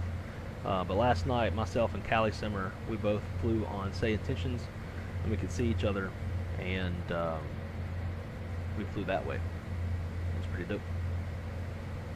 I would just suggest making a video about how to talk on ATC. That will get Simmer's attention to your channel. It's education for newcomers. I could do that for IFR. I'm well enough versed in IFR that I could explain that. VFR, I struggle. For the educational stuff, probably be better off doing more like dispatch related videos. If y'all haven't seen it, I have a whole series on my channel for like flight dispatch specific, with a lot of different topics. Let's see, let's go pull it up. Let's see,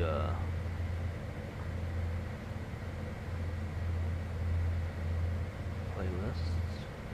Retard.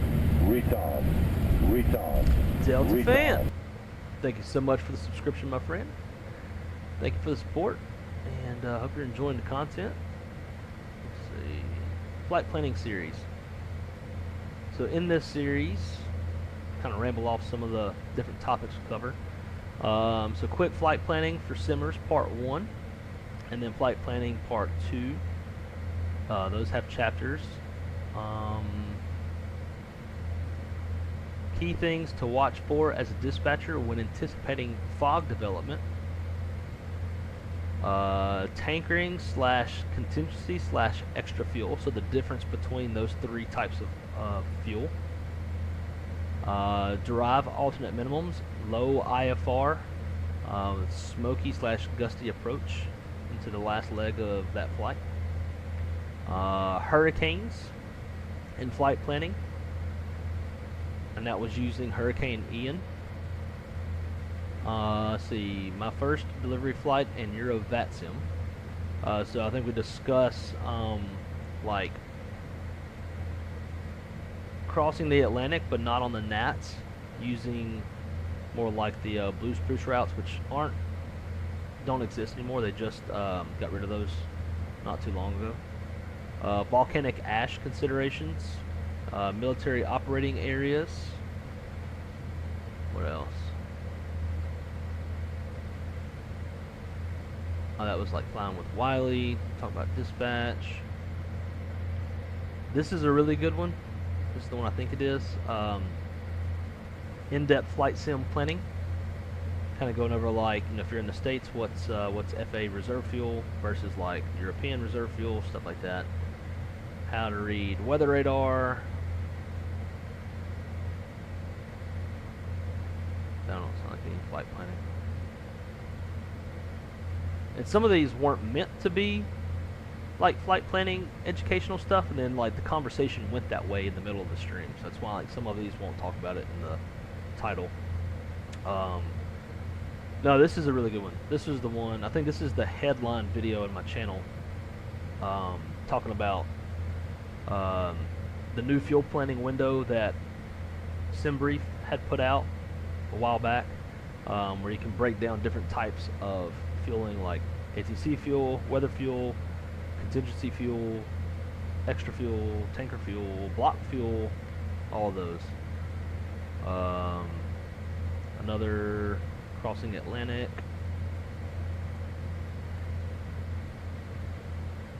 Realistic A320 ops. Probably talk about some dispatch stuff in there. But yeah, so we got a whole playlist here that will be very educational. If y'all watch any of these and they don't really seem dispatch related, let me know.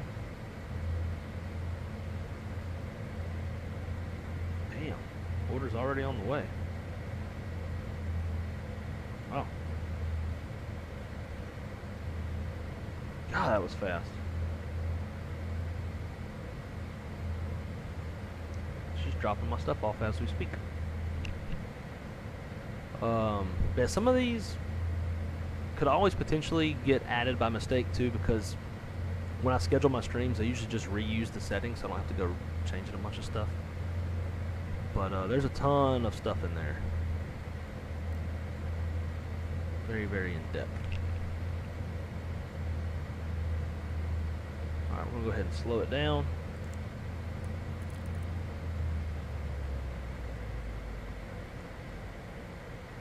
Drop down to 250.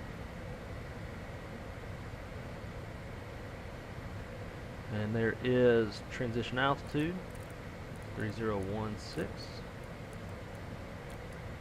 is set. Get those lights on.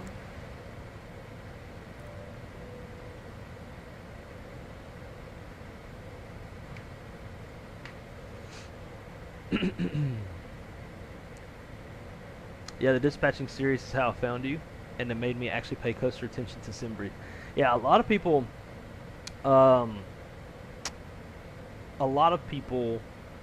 think, just kind of leave everything on auto and just hit generate. And like if you're flying in the States and you use the default settings in SimBrief, your flight is like if you're going based off of FAA regulations and stuff, it's going to be somewhat wrong. It's like it's going to plan you with a 30-minute reserve fuel. In the airlines, the FAA reserve fuel is 45 minutes. And I think it's always going to give you an alternate, even when one's not required. So talk about like the requirements for destination alternate, deriving alternate minimums to make sure that you have the weather minimums to use that airport as an alternate. Bunch of different stuff.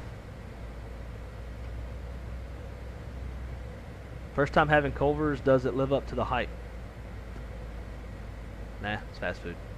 So far the shake is really good. Double bacon butter burger, so waiting to get, yeah, that's what I get, the double bacon butter burger. It's pretty good. I mean, it's like any other smash burger.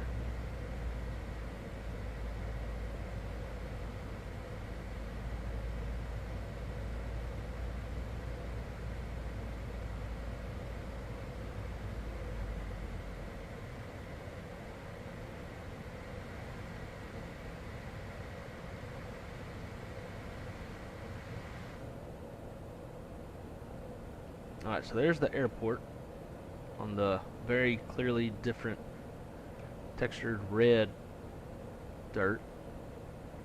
Got all these wicked ass rock formations. Sedona is definitely on my list of places to go. Alright, my order was delivered. I'll go grab the food after we land. I do have some. That's alright. Shrimp can thaw out. They don't need to thaw out anyways. Alright, Nate. I've never flown an RNAV approaching this thing, so I might be asking you for any how-tos. I don't know if it's like the Airbus, but in the Airbus you can pretty much arm it whenever. You can do it really far out, actually. I was having a chat with one of our chief pilots and I was asking him about that. I was like, when do you hit arm approach in the Airbus? And he's like, pretty much whenever. Like, the trigger is when you get the clearance for the approach, that's when they hit it. But as you know, like in the 7.3, you gotta be like on the final approach course and all that shit. This one we're about to find out, probably the hard way. I'm probably gonna jack it up.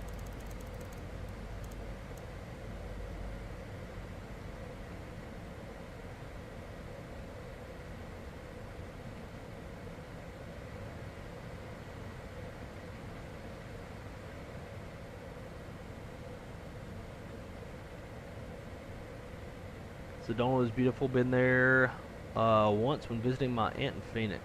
That's dope. Ah, nice. So it's the same as the Airbus. Oh, I see. Okay, so it's kind of like, acts like Garmin. You just arm it, and it'll do it.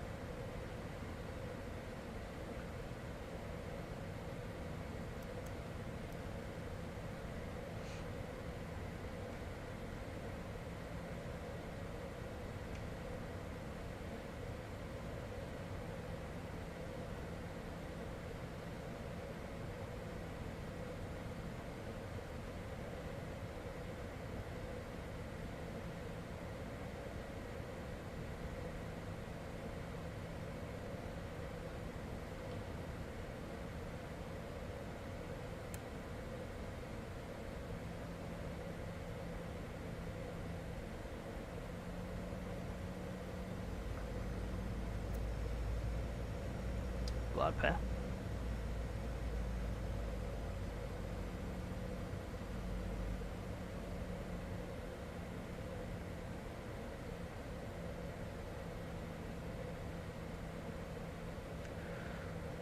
Now I don't know if we have LPV because I can't see what FMS version we have. Me either. We got that one. Yeah, I don't know what software is in there.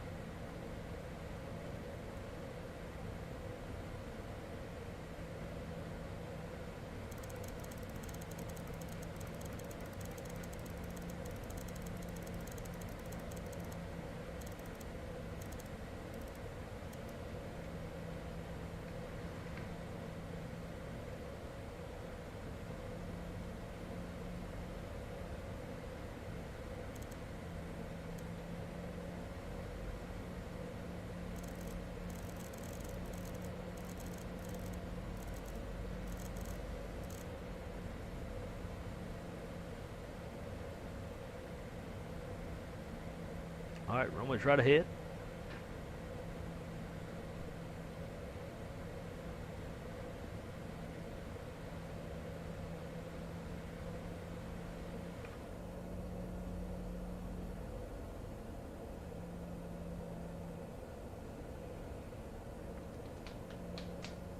It's the Honeywell Primus 2000 but needs FMS version 6.1 or 7.1 for LPV. Well, if it doesn't have LPV, hopefully that's something they can bring.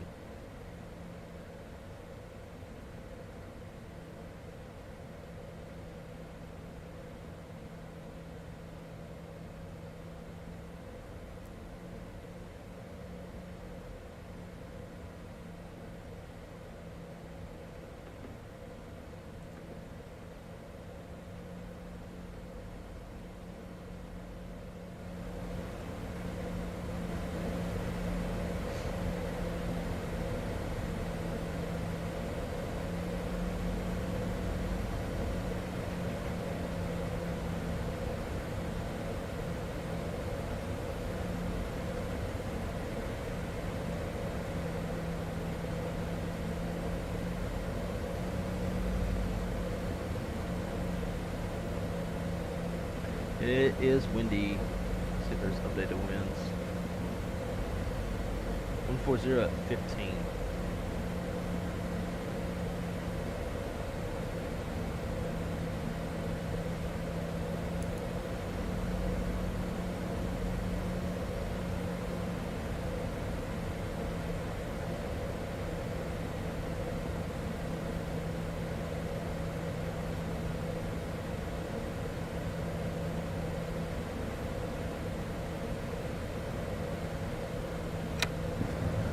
You're down.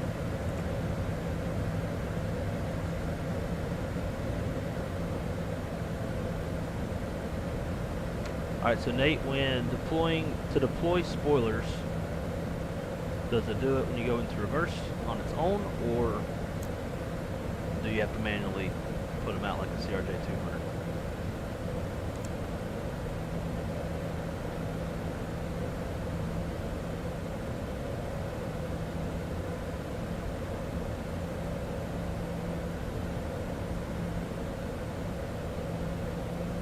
Oh, Lord.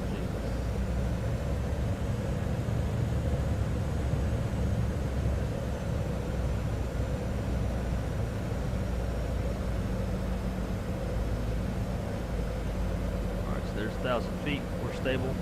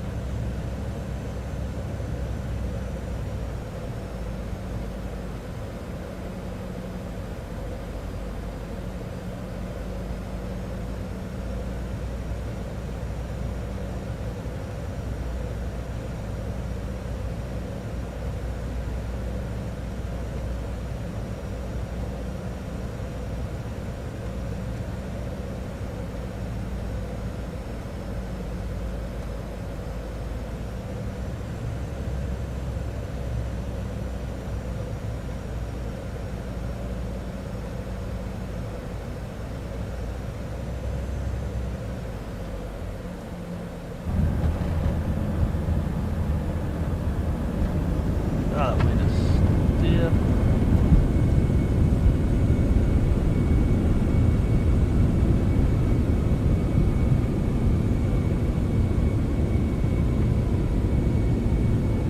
Some weird texture shit going on.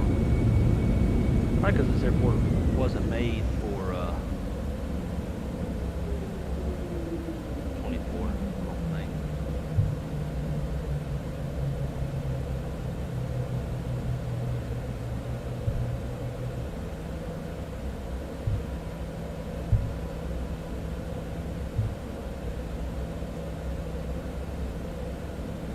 Gotta pull the lever, Raj.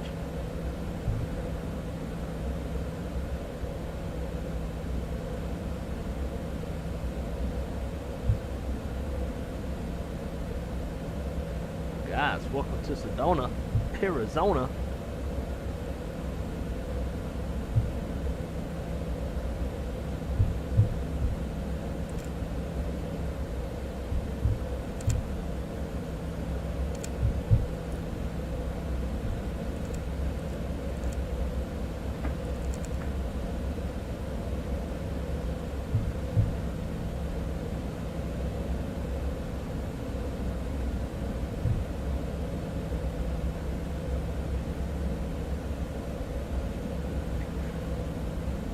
Well, thank you, Samantha. Appreciate it.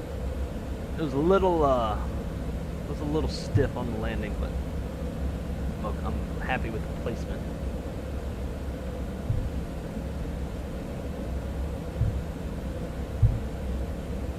Definitely got a little squirrely there for a second.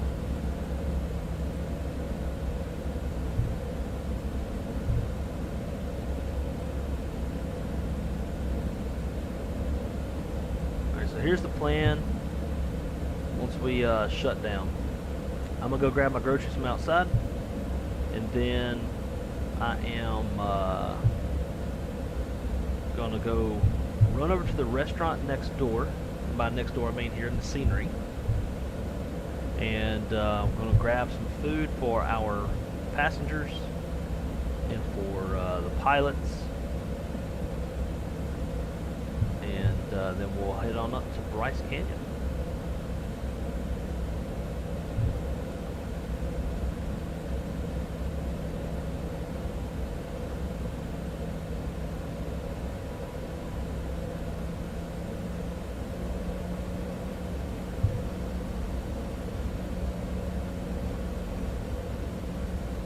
This isn't technically a parking spot, but you know, we're in a citation, so that's what we're gonna do. We're just gonna park that bitch right here. All right, brakes set, taxi lights off. Let's get our APU generator on, bleed on. Shut down the engines.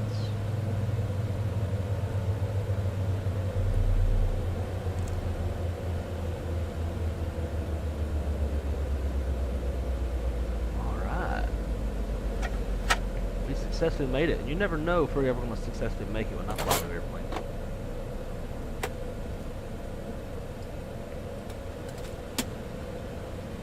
Ground supports. There's chalk set. Open the luggage door for the baggage of all the new passengers will be taken on.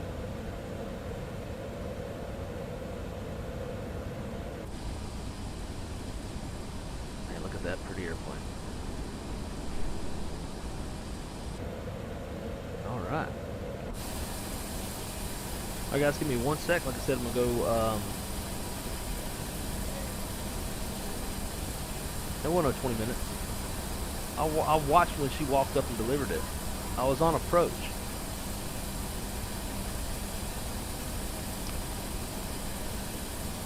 Anyways, for now I have to go to groceries because Chris got it. And, yeah. So let's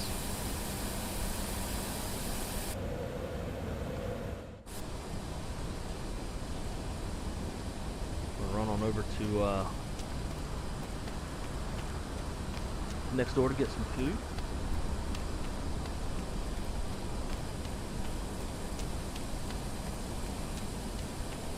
Now, I can't remember who makes this scenery. I think I got it off Sim Market.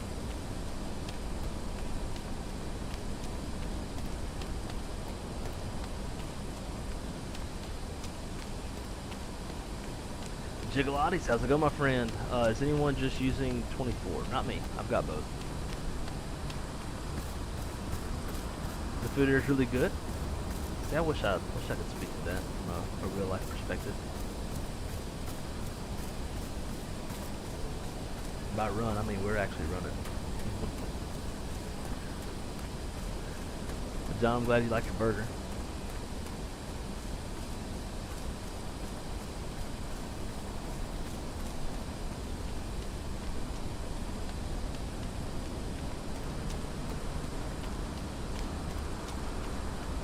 Mesa Grill.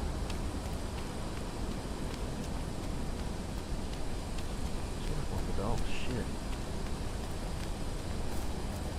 Hello, ugly man woman thing. I would like 8 burgers and 8 fries and some drinks. Thank you.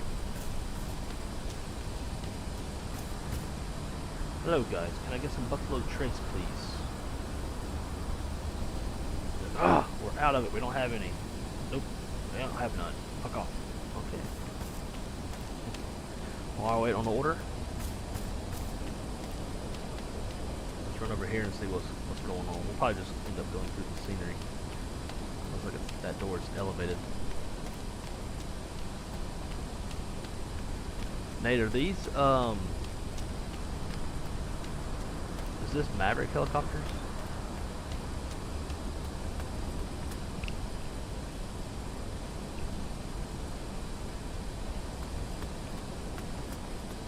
Yeah, just go through it.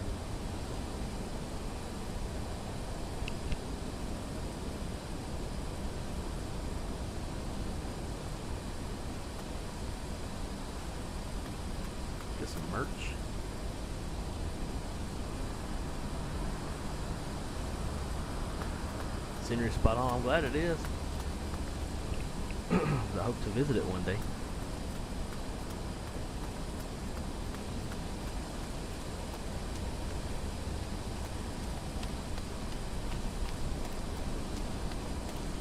I'll show y'all this real quick though. Kind of cool. There's. Oh, that's for me? Thank you.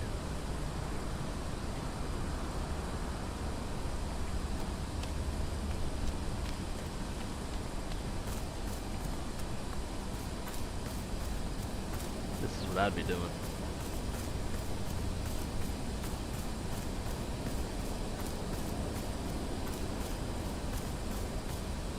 I guess that person's just practicing their marshalling. Check this out. Yeah, let's go, bitch.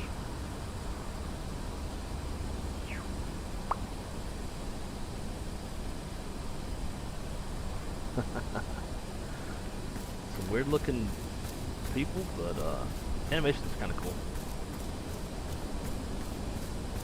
Oh, you know what? I wonder, nighttime, what does this look like? Do these lights come on? Yeah, that's dope.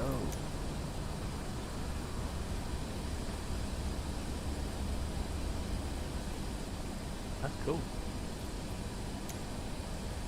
This is why I love walk around mode. Kind of explore some stuff. If y'all don't have the Juice Goose by Parallel 42, you're missing out. Super cool to go drive around on the roads and stuff. Alright, cool, thank you. Got our burgers, got our fries and stuff. Let's head back to the airplane.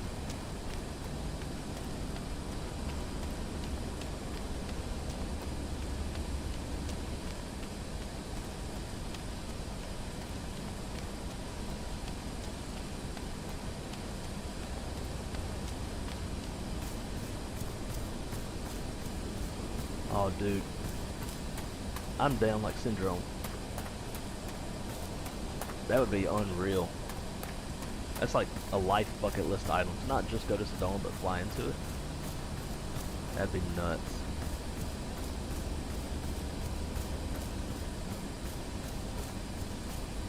And hopefully we've got enough fuel for our second flight. We don't have to buy none from here.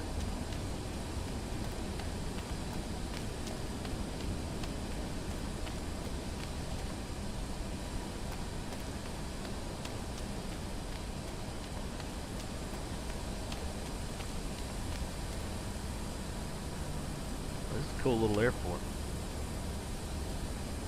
And this is why you should get the citation, because it can take you to little airports like this. This guy's watching pornography on my airport computer.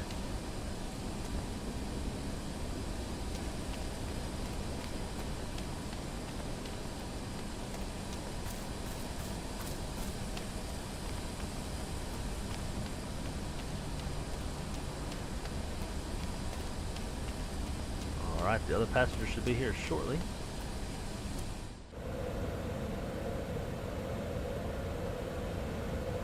So let's prep the jet. Make a party take the PC-12, that'd be unreal. Alright, clear flight plan. Let's see what we got on fuel. We got 6,200 pounds. SimBrief says we're going to need 4,000, so we're plenty good there. We probably will burn a little extra. I'll do like a quick little tour of the Grand Canyon. Still not going to fly on that soon, especially when we want to try to look around the Grand Canyon. Alright, let's see. Flight plan, we're going to be heading up to Bryce Canyon. Been there before in real life. Super dope. This flight plan, port. Kbce.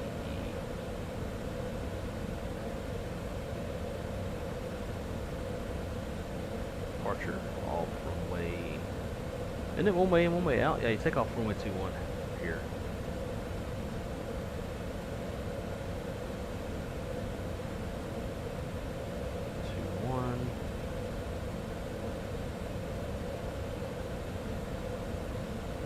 We'll go direct to Flagstaff. LG.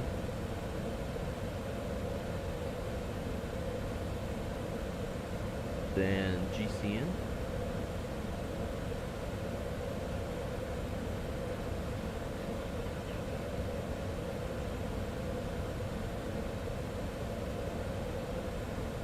And then let's see if this works. Victor 257 to Bryce. No. Previous Canyon. No. How do I put in an airway?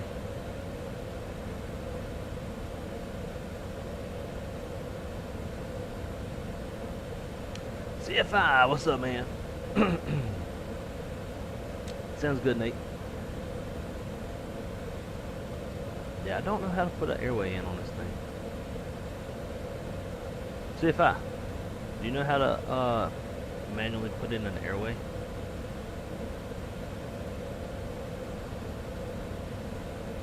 I'm going to do Grand Canyon to Victor 257. Bryce. I'll tell you what, we'll just do this. Let's go. Because between those two, we're not going to be on the airway anyways. We're going to jump off of it to look at the Grand Canyon. Arrival 21.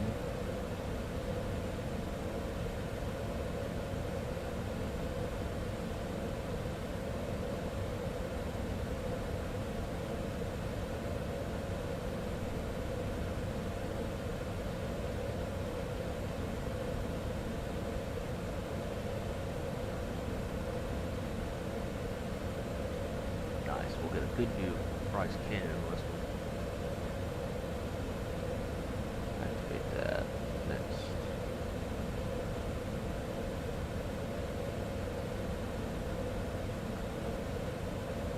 I like it. It'll come together nicely. We'll stay low.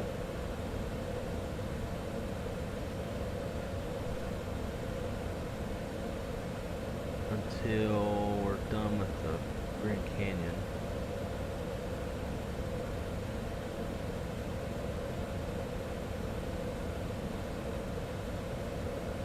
Initial climb.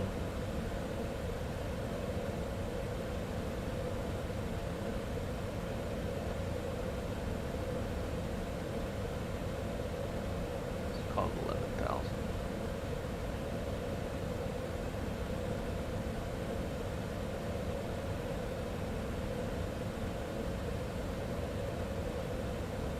Okay, 12,000.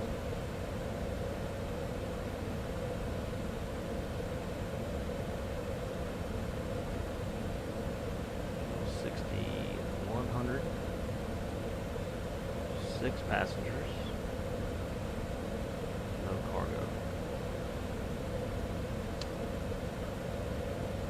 cargo. Isn't it like the airways fixed like J6.Allen?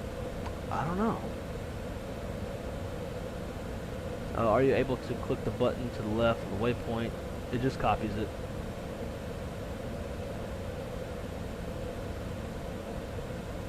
See, random story. 4 years ago, a friend from high school sent me a text asking if I wanted a dog because her son and daughter-in-law found one abandoned. Oh, no way. 2 weeks later, I had a dog named Bryce. Hey, that's cool though. I'm glad you took the dog in. Alright, 150 at 12. Outside air temp 36. 3015.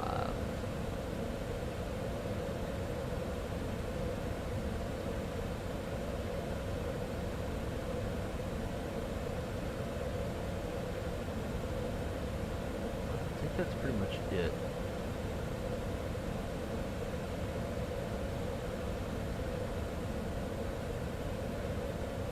I know why I did that. Set this to 11. And then it'll give us that.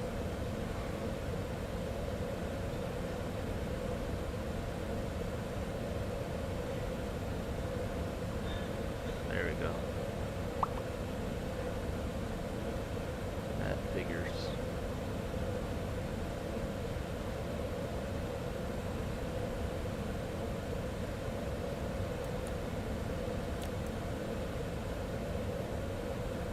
Alright, 11,000 sets. Runway heading is 213.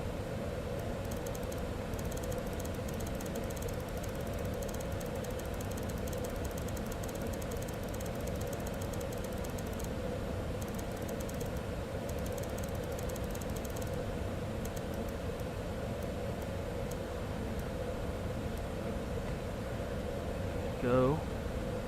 Let's back over to FMS.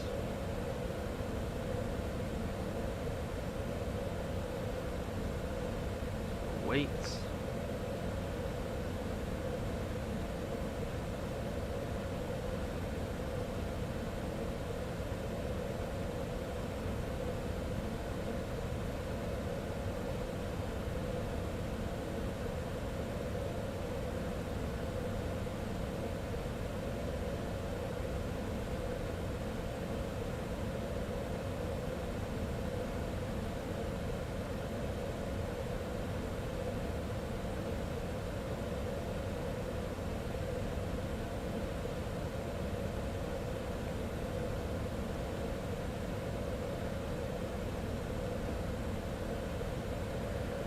Alright, cool. Let's do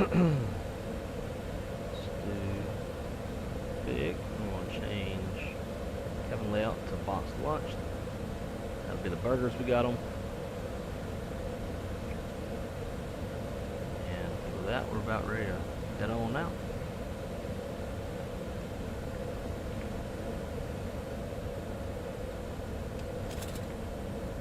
Got their box lunches. Cool.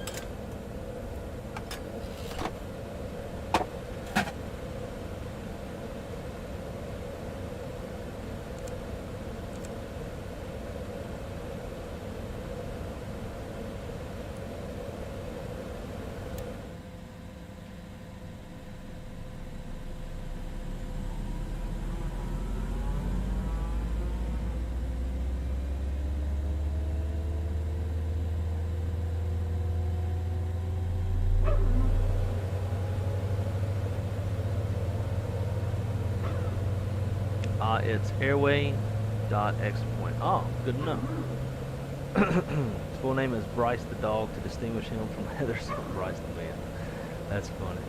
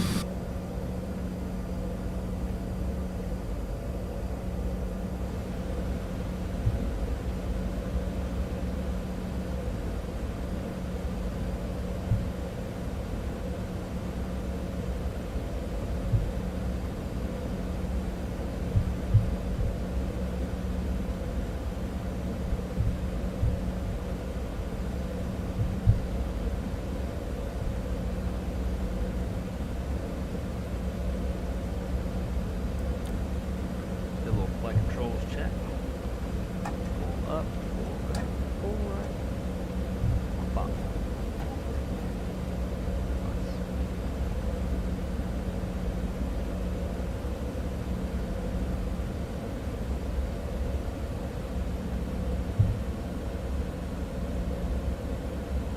Julio, what's going on, man?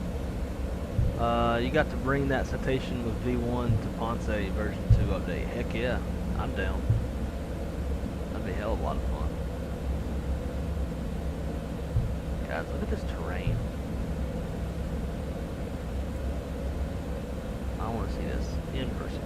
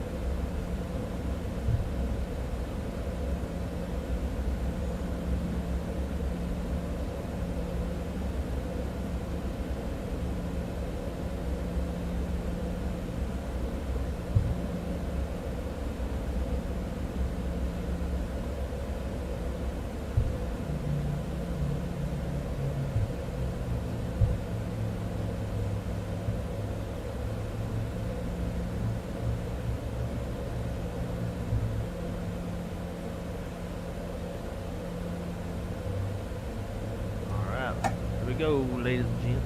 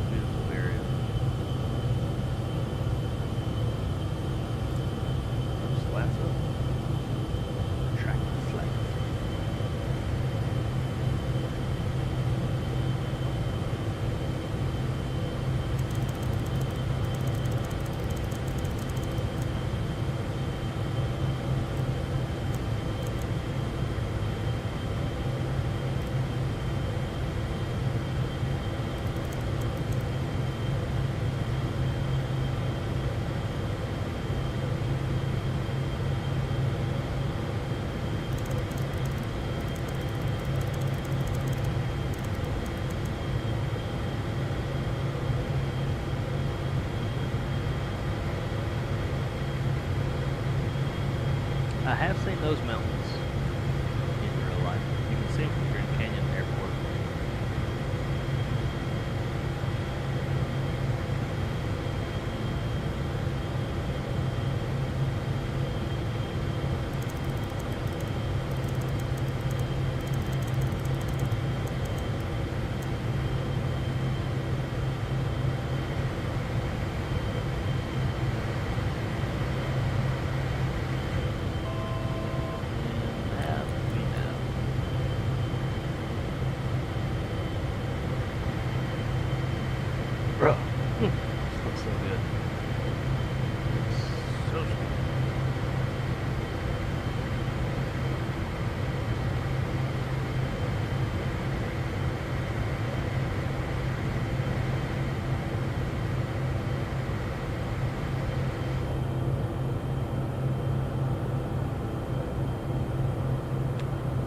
chance. If you enjoyed that departure, which I did realize on takeoff roll, I was like, wait a minute, our tailwind is like probably way exceeding the tailwind max component.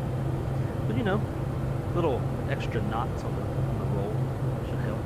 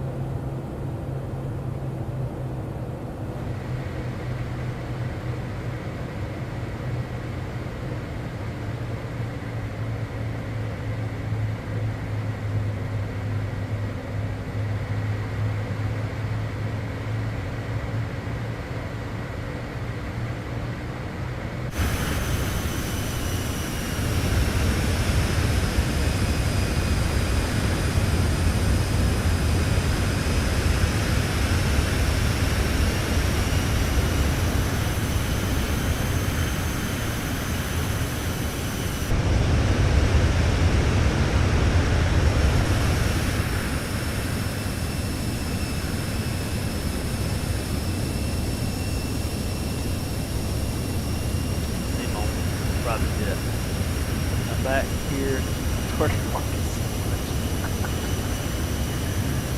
Oh yeah, I was stuck up in the fucking.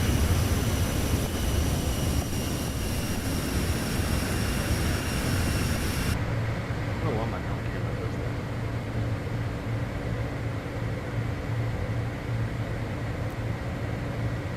does that. This flight should be quite a bit shorter than the last one.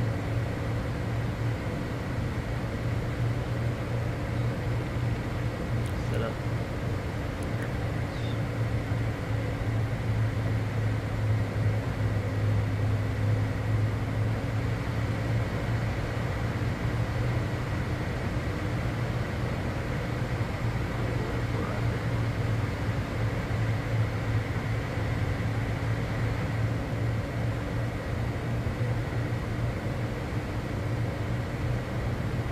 Yeah, maybe we'll get crazy with it. We'll like go down into the canyon. I'm sure our passengers wouldn't mind.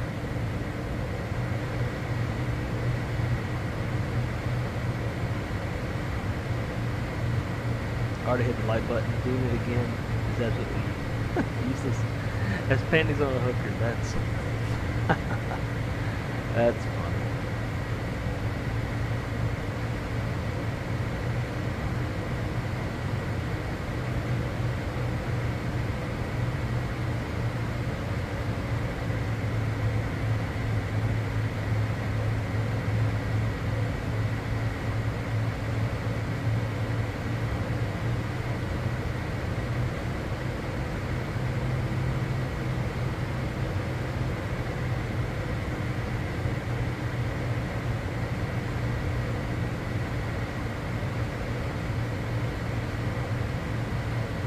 Could y'all imagine flying this in real life?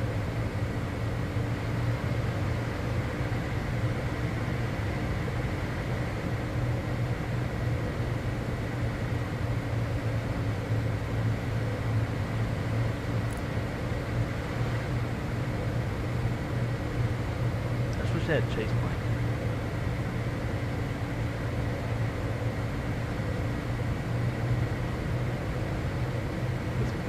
Cinematics on this airplane. We can do it in 2020, but the terrain doesn't look as good. So maybe we have to do another stream in 2020 so that we can terrain.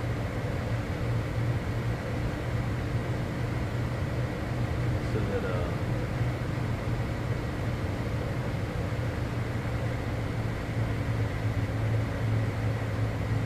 we can see this airplane with a chase plane.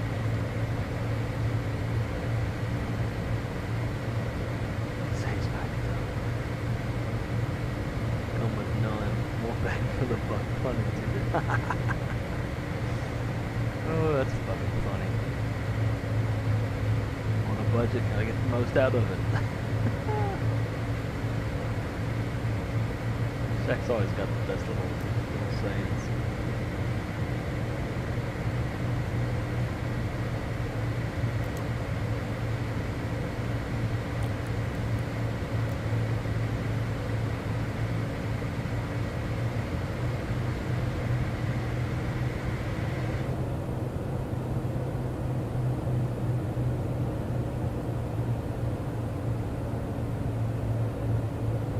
Just watch this mountain. Just, like Lightning McQueen. I've gotten about this close to a mountain when I was jump seating into Burbank for Foreflight a couple of years ago. I was like, "Damn, that mountain's close."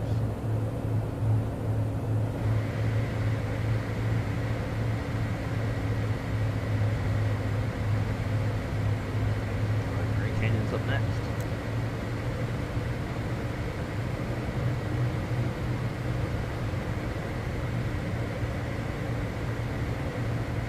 Wave off these mountains.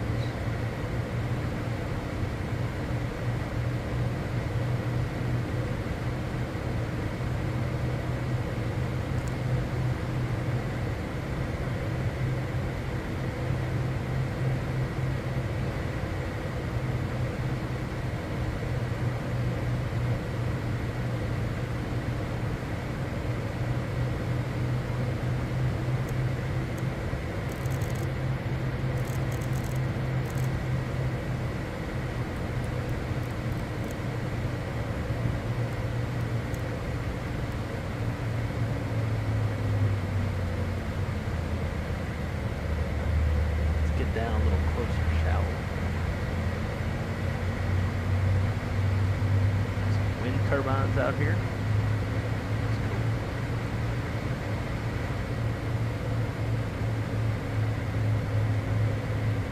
I've driven through this part of the country and it is, there's not shit, but it's beautiful at the same time.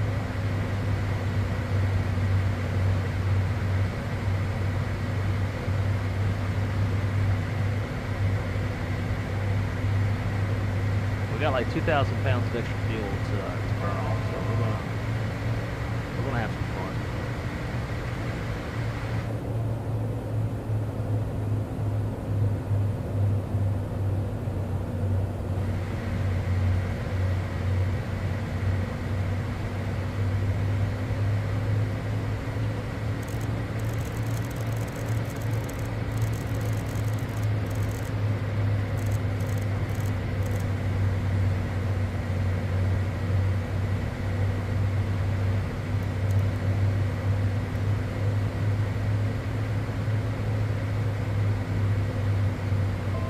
This is why we didn't get on that side.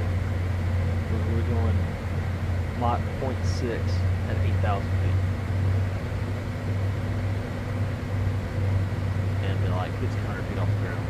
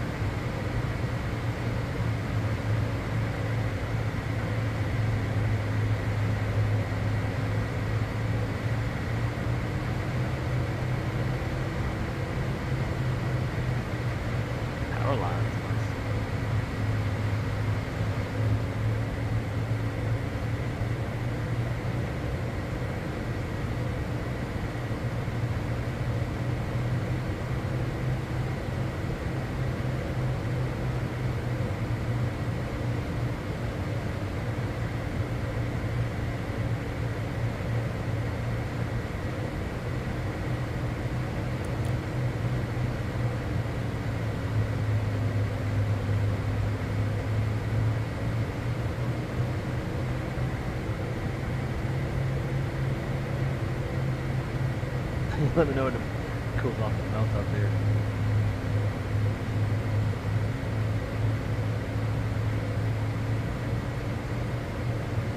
And this has to be some of the most scenic flying in the country.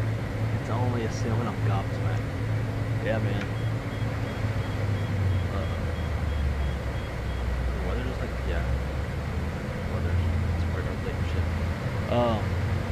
Yeah, dude, that's why I'm so just, after flying around in a helicopter out here, it's like why I'm so crazy about this part of the country. Man, what the fuck?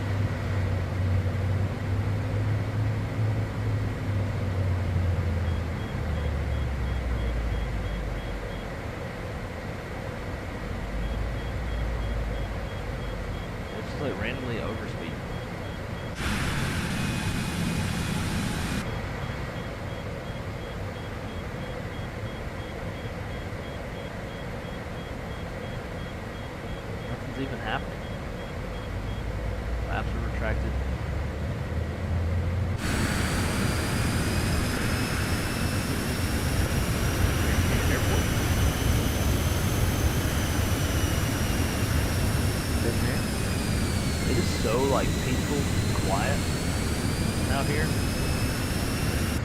Kind of nuts.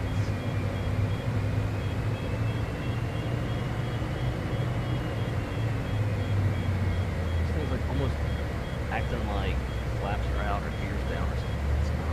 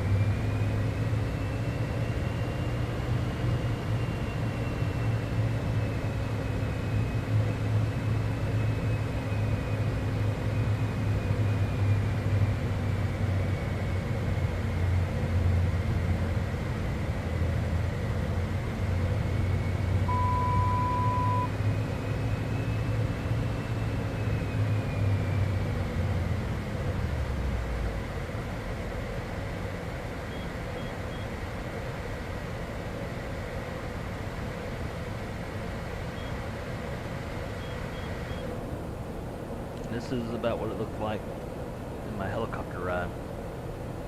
Dude, they did so good on the terrain textures. Getting like a lot higher resolution.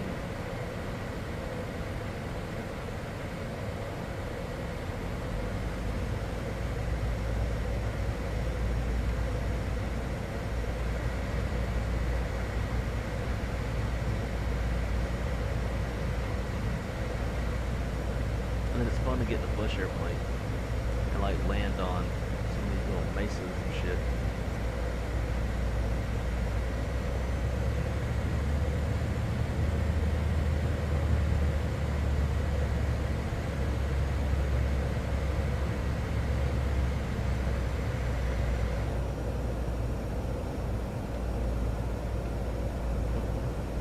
Could you imagine seeing this in real life? Like, you're just in the back and you don't even know what's going on. You have no control. You're just buzzing around the Grand Canyon a bit.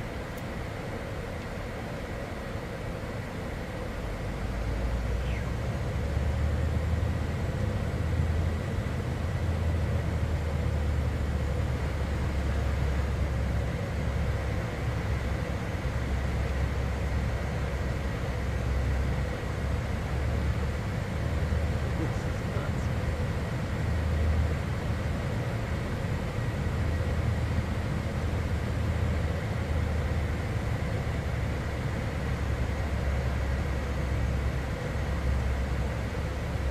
Might as well be DCS at this point.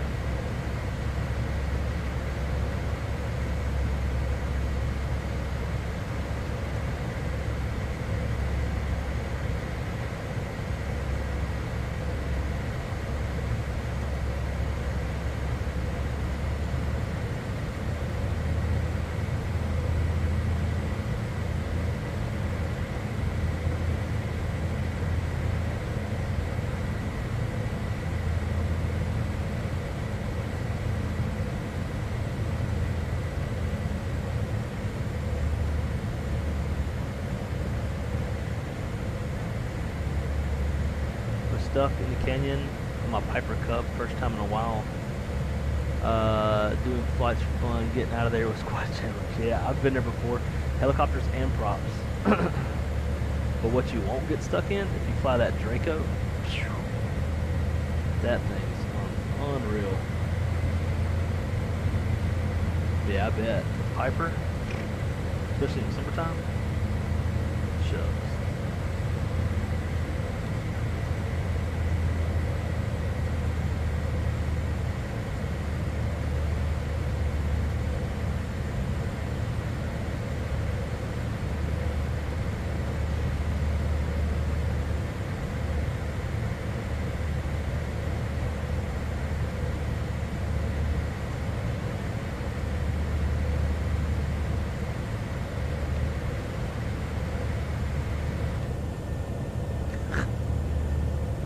everybody to be shitting all over themselves.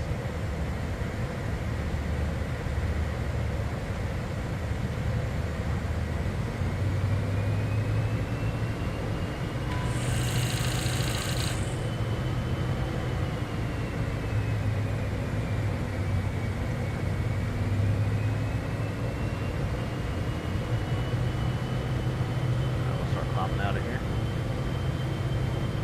Kind of get back on course.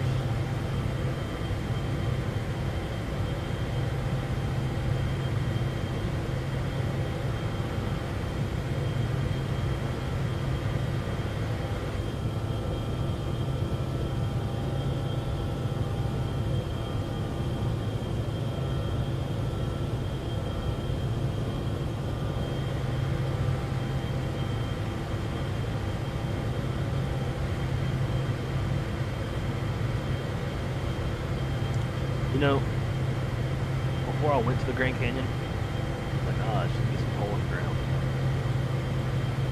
And if you just go to the outlook, you just stand there and kind of look out, that's pretty true.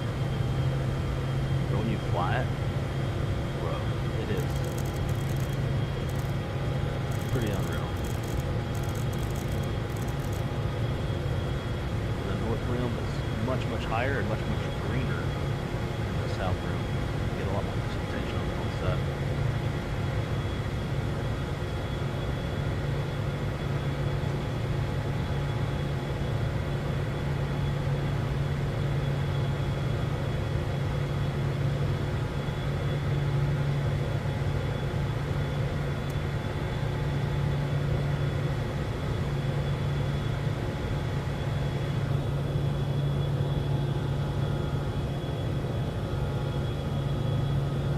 Some Star Wars stuff.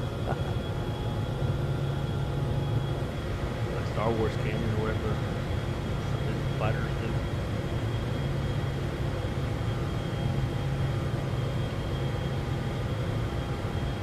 I think we'll do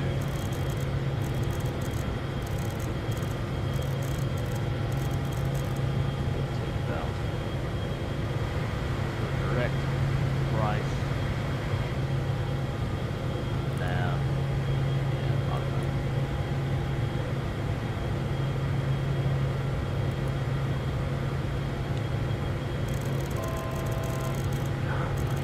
Acceleration on the like altitude stuff. Annoying. You gotta go real slow, otherwise it accelerates too fast.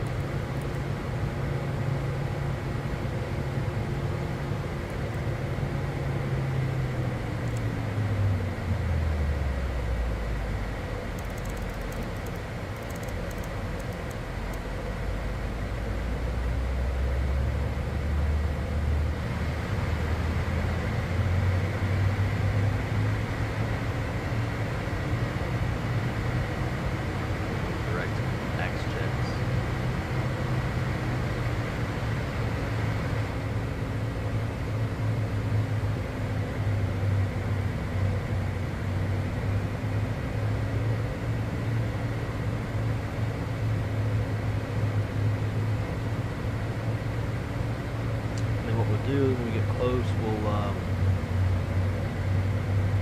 we'll go check out the actual canyon, Bryce Canyon, see if it looks any good in the sim, and then land and call it a day. Go record the landing, all that good stuff.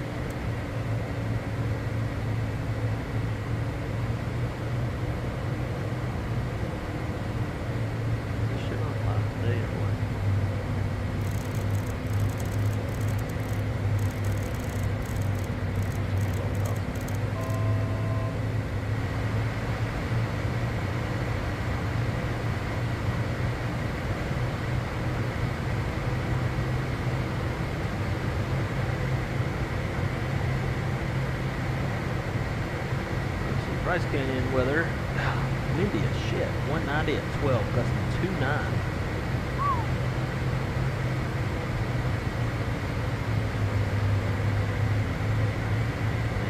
Gusts.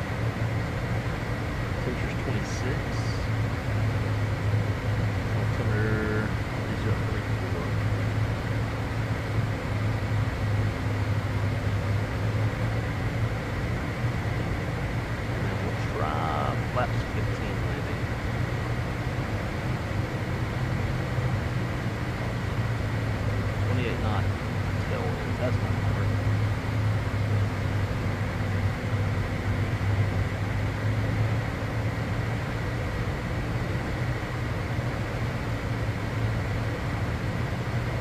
Runway 3.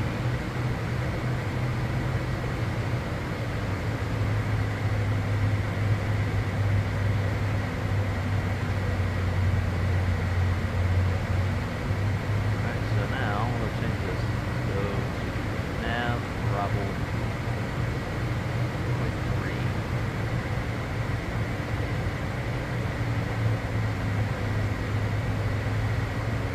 Run it off of Naked. Rex.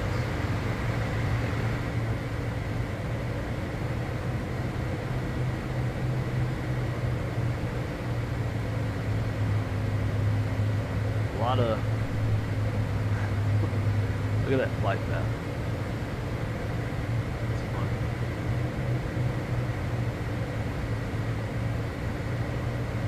So if you do satellite, makes some sense.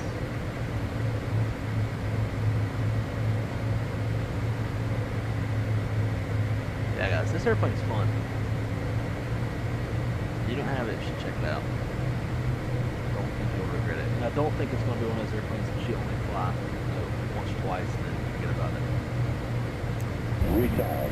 Retard. Retard. Retard. Rhythm, welcome, my friend. Thank you so much for the subscription.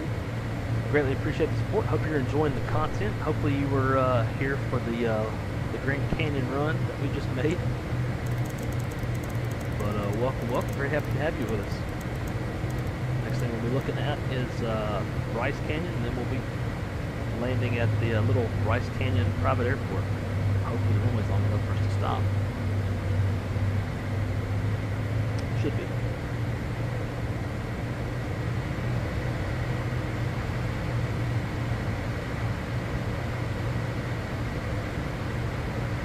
That's the initial approach fix altitude is 11,100 feet. 6 O's. It's also at 11.1. It should be pretty straightforward. Minimum is 8440.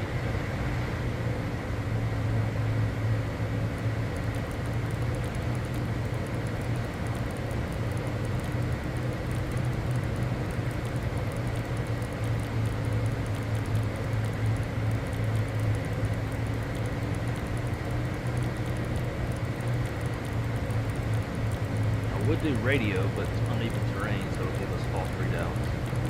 So we got the barrel is, let's say 8440.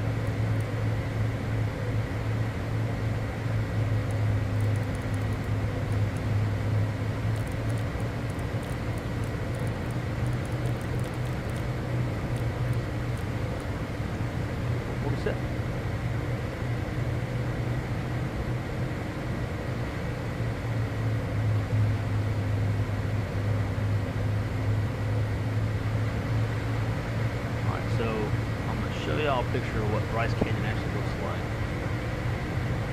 You won't be able to tell from the sim. I'm gonna upload this stuff.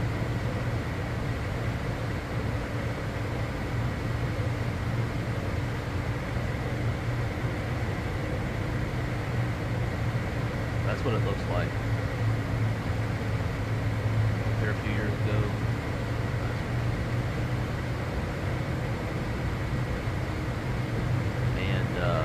Not as pretty as like Zion, but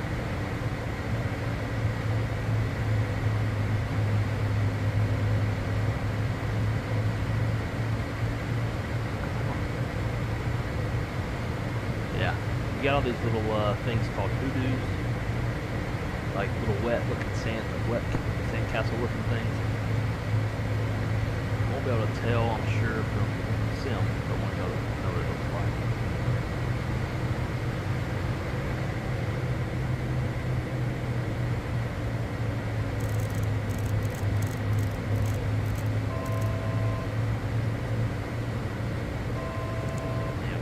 Speed.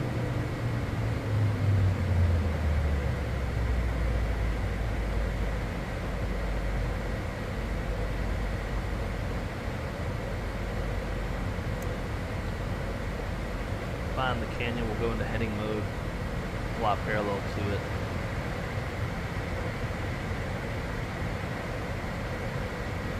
Probably over here.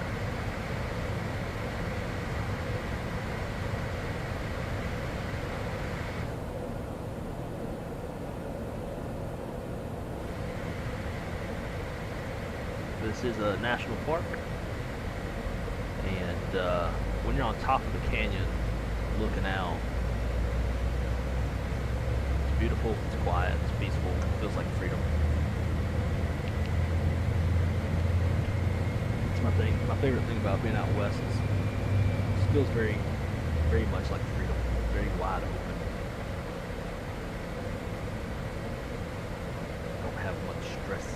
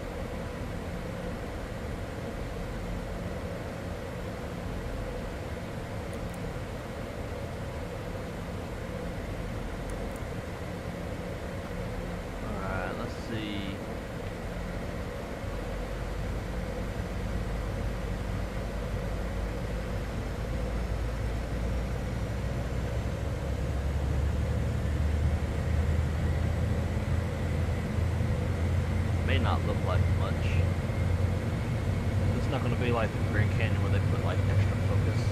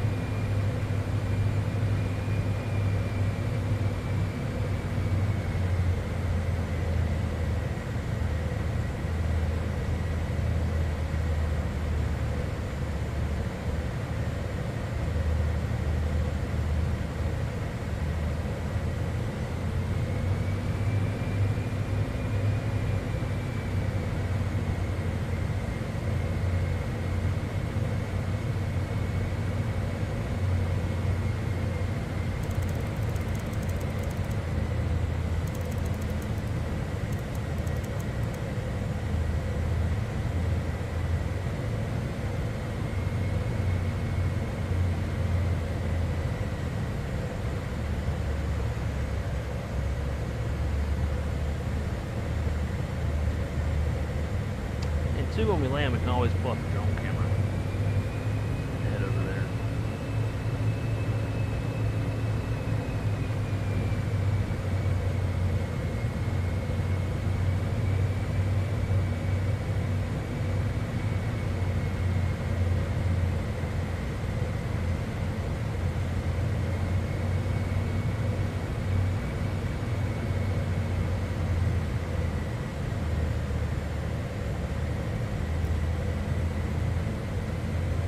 Sits parallel to the airport.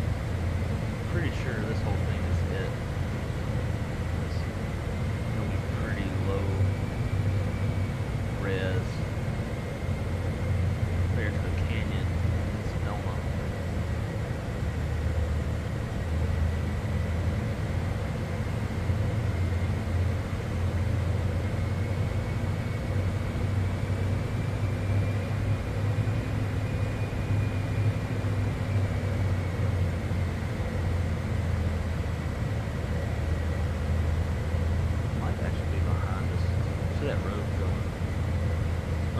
we'll pull off the drone camera when we land. Do it that way.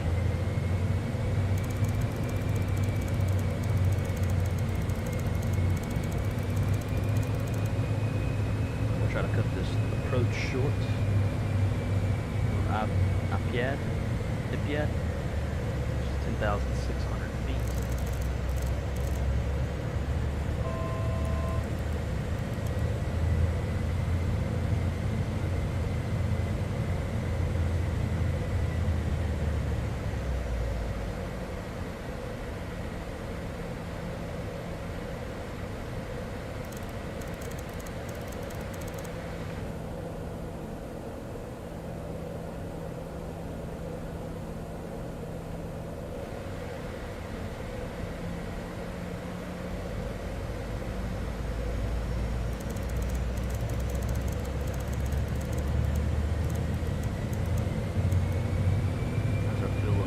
Oh yeah, we still have more than what we were supposed to leave Sedona with.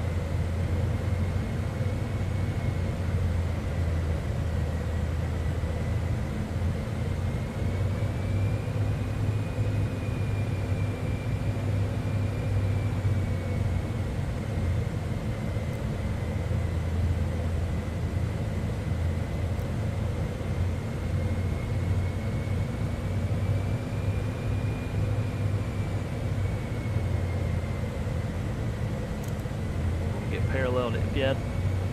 We'll turn direct to it. And warm up the approach.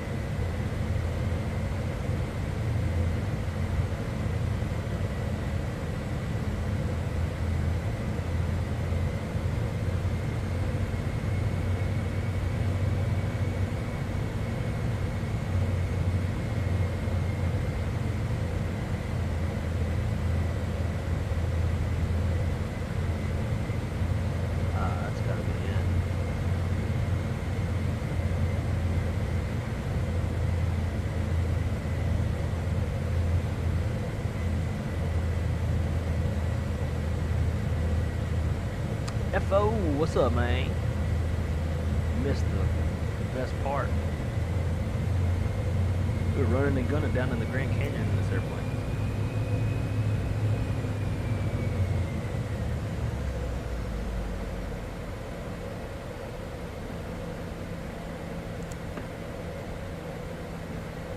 Alright, since it's so windy, we're going to try flaps 15 landing.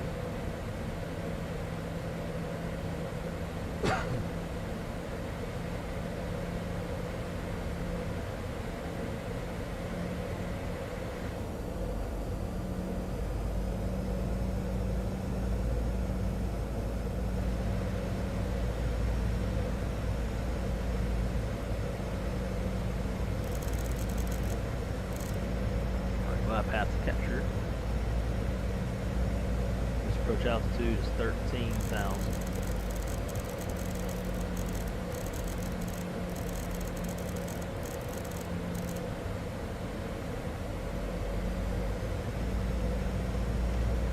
And I will see y'all on the ground. Bryce Canyon.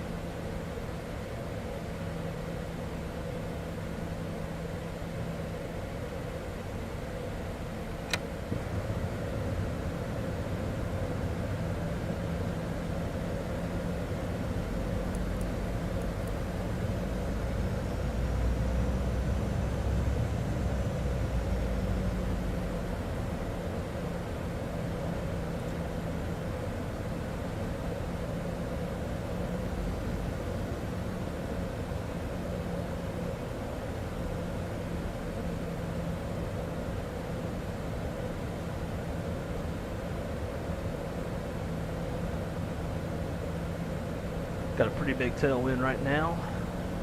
Left quartering at 23 knots.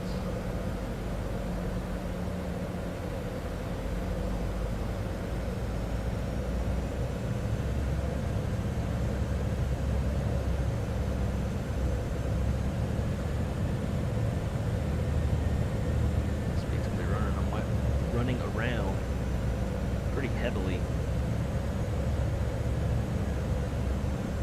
Winds are 160 at 14, gusts to 25. Whoa. Don't like that.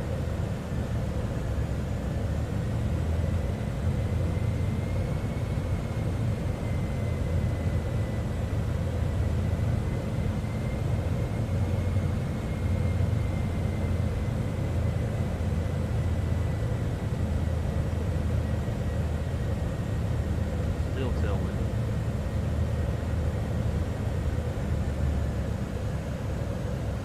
Minimums continue.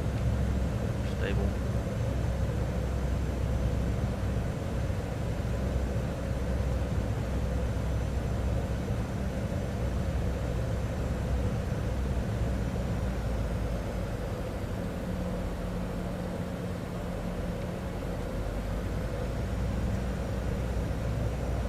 It's been more of a crosswind as expected.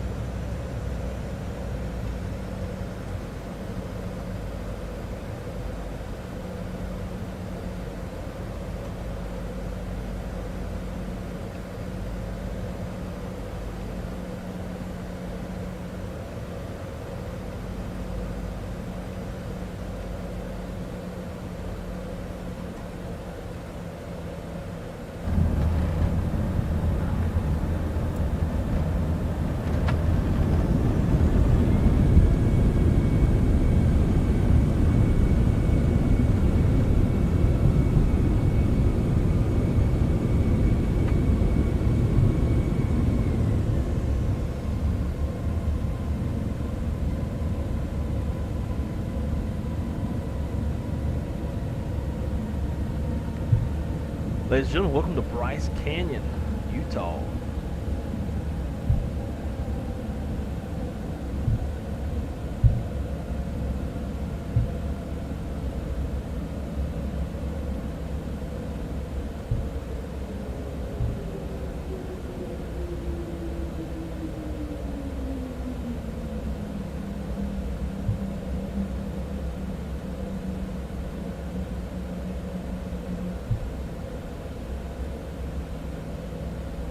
But in real life, we definitely don't have the wingspan for this. Yeah, we're gonna be in that fence.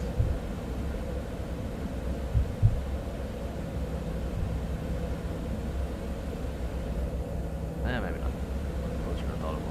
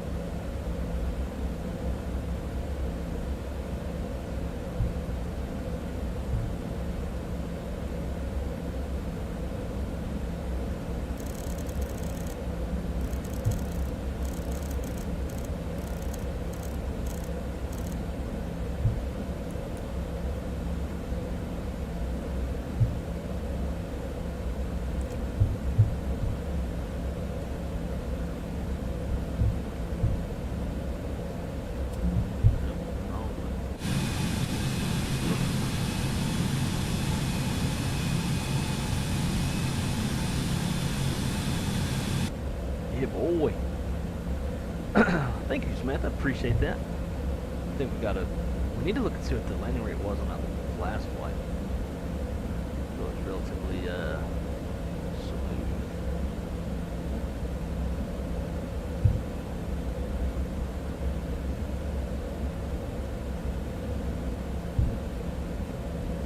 Let's see, on the last one.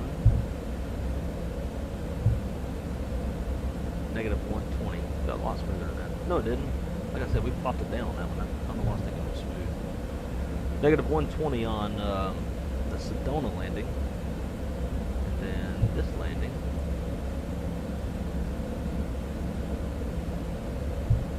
I'm trying to see like where I touched down at. Negative 249. Whoa. Screwed. Nothing to see here.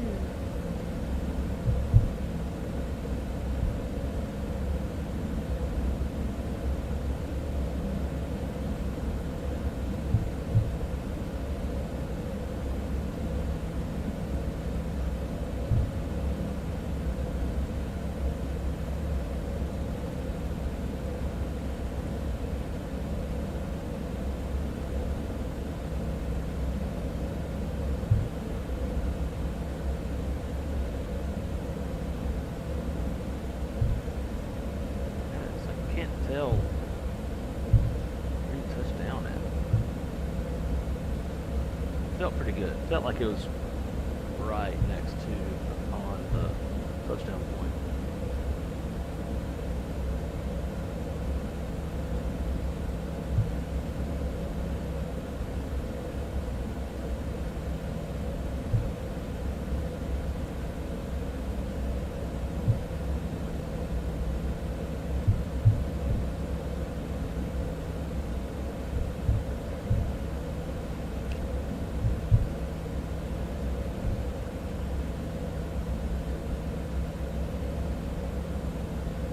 I thought maybe I had a picture of this airport from afar when we visited Bryce Canyon.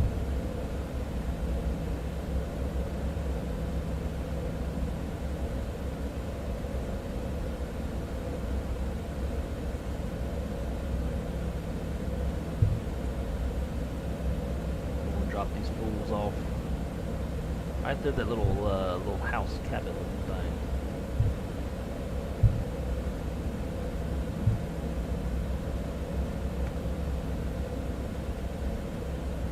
Watch the replay, and then I'm gonna go cook some gumbo.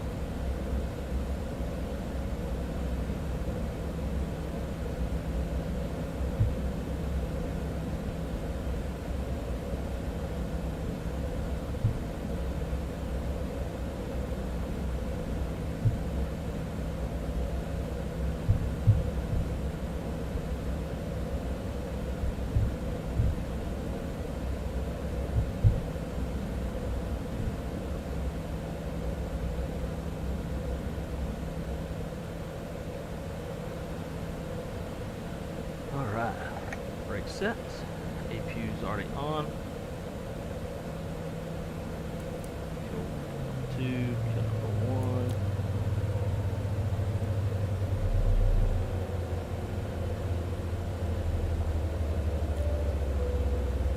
Seatbelt signs off.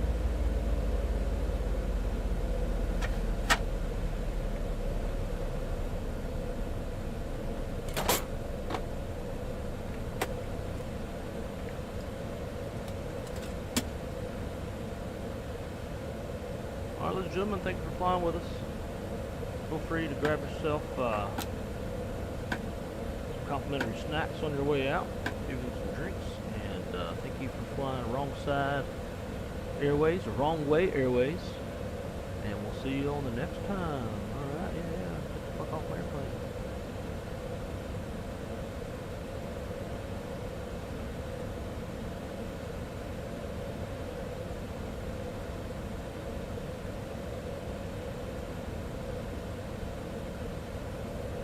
Alright, they gone. I don't know if y'all have ever seen this scenery before. Cool little airport. I saw this from afar, and I was like, oh my god, I got that airport in my fam. Got this weird lady sitting here. She's a little psycho looking with a pet goose, you know. Weird. But yeah, just another one of these, like, oh, why is it doing that? Stop it. Well, that's gonna fuck shit up. camera just like took off on us. Alright, let's hit that replay. Now I was going to take the drone camera. It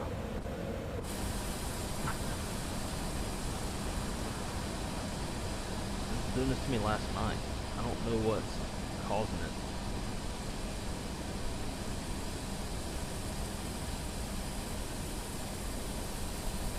Yeah, so we were, when I saw that, oh there it goes, stop.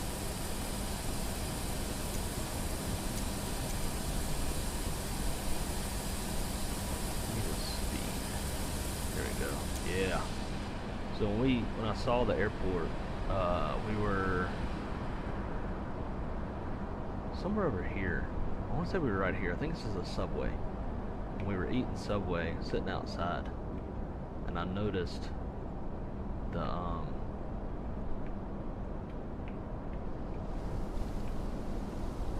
the writing. I was like, oh my god, oh my god, I know that place. And then we stayed here. This is Ruby's Inn, established in the early 1900s. Not that you can tell from the AI buildings. We take this little road. This takes you to the national park. I think this is, yeah, so right here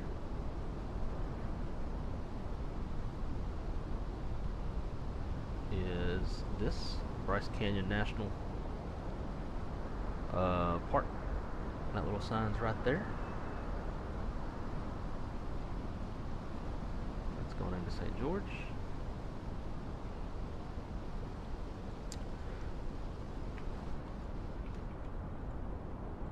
Follow this road. There's the entrance to the park. You keep on following the road.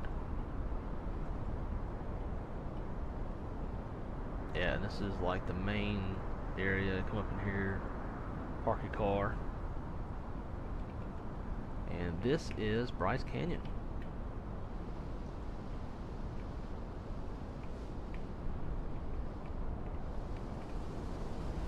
So let's do some side-by-sides.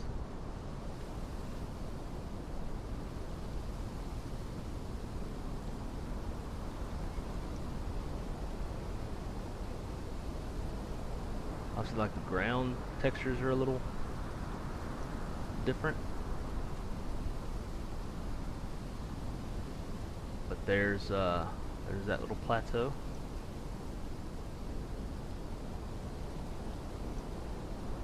And then that little area, there it is out there. It's pretty dope. It's always cool to like go to like places that you've been to and then see it in the sim.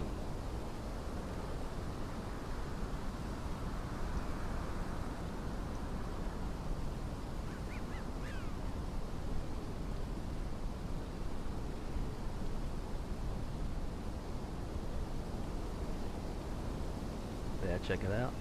Got the hoodoos. Hoodoos are right here. That's Zion.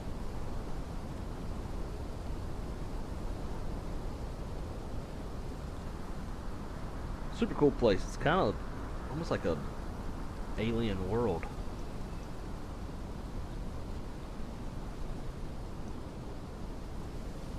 But if you ever get the chance to go, highly recommend it.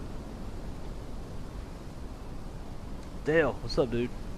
So actually, I'm glad that you popped in, because now that reminds me, I found those 2 side stick pieces you were needing.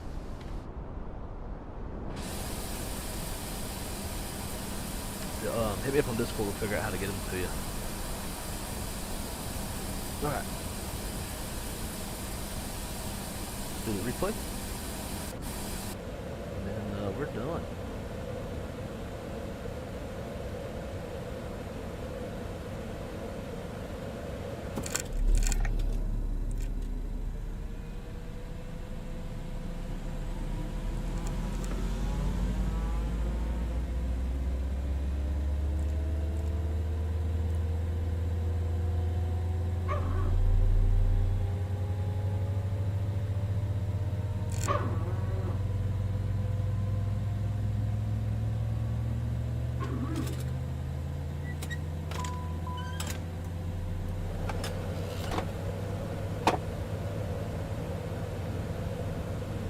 Yeah, dude, no problem. It took me a while to find them.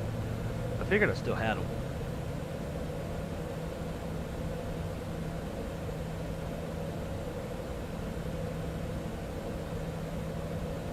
Alright, class 15.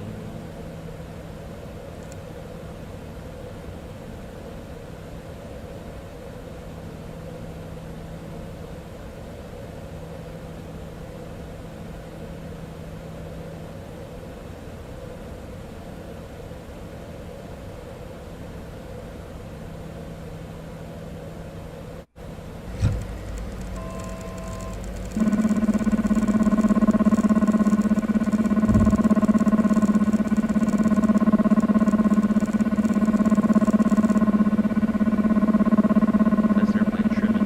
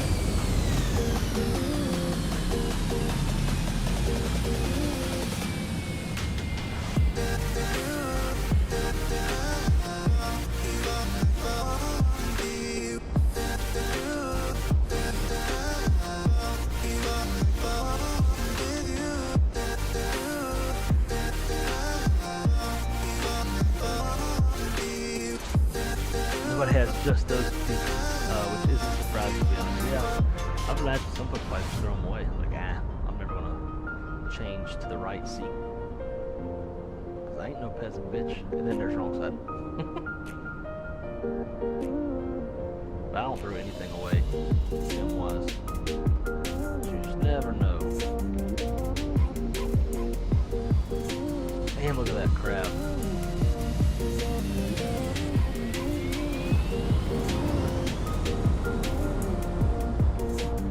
That crab was, it didn't feel that aggressive.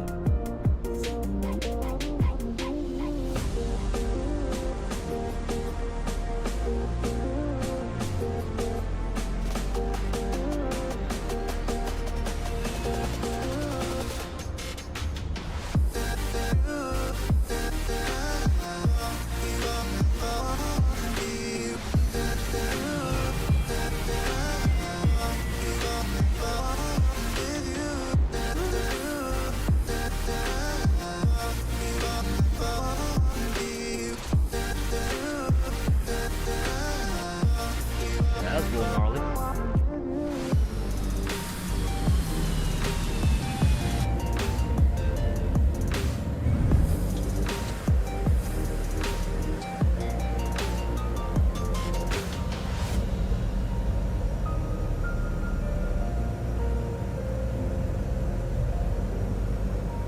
Thanks, dude. Wasn't very happy with the center line, obviously, but that deep crab was aggressive.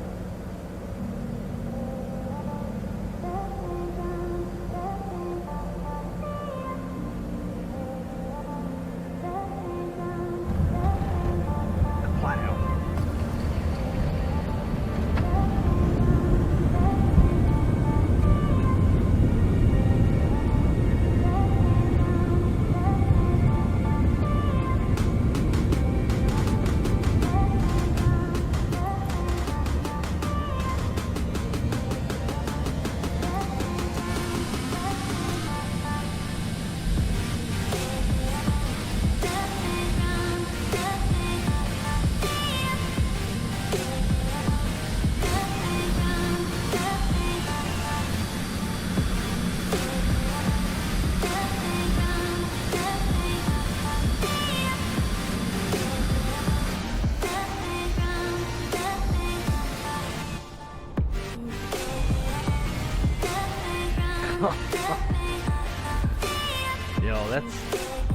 of nuts.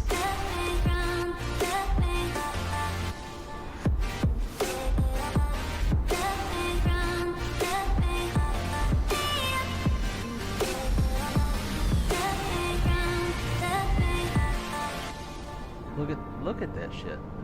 That's like 50 degrees. Nose away from center line.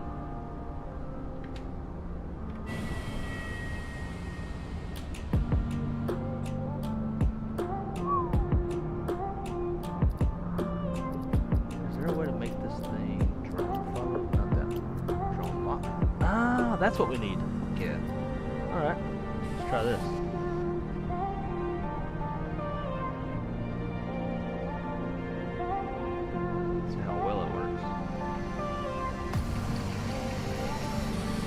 Locking on. What the hell is it locked onto?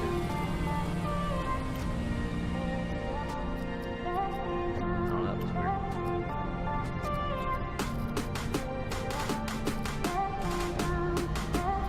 Oh well, it was a good try.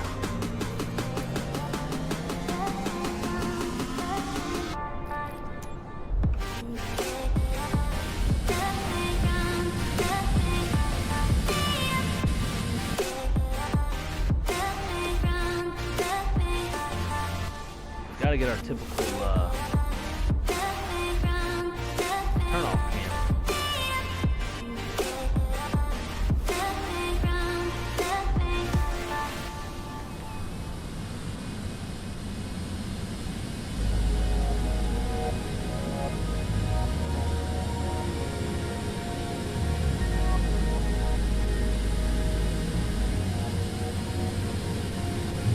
Hello, sexy.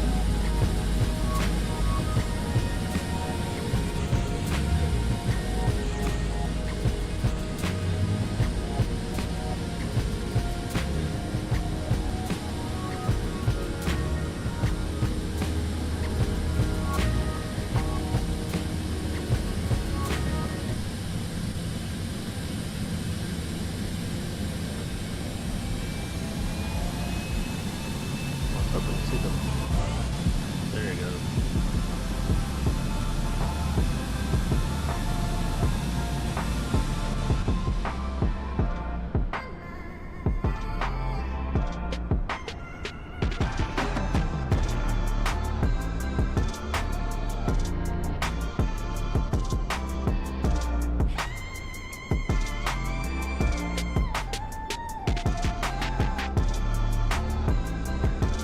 Well, ladies and gentlemen, those of y'all that stuck around for this long, greatly appreciate every single one of you. This was a very fun stream, very not normal, especially running the Grand Canyon like that, but really enjoyed it. This airplane's a lot of fun. I think every one of y'all, if you can swing it, should give it a shot. And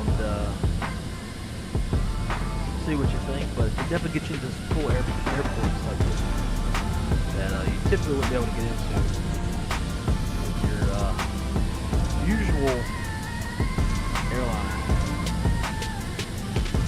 But anyways, guys, might try to stream again late tonight with the 737 MAX 8 in the 2024 sim, but we'll see. I do get tired sometimes. I hope y'all had a good time hanging out, watching this. Again, thank you to every single one of y'all that hung out today. Huge shout out to all the channel members. Again, new channel membership. If something you're interested in, check it out. Is where I will dispatch your flights for you. Anyways, other than that, guys, hope you enjoy the rest of your Sunday. I'm off to go make some gumbo. And as always, I'm wrong side. Until next time, be good or be good at it. And I will see y'all on the next one. Peace.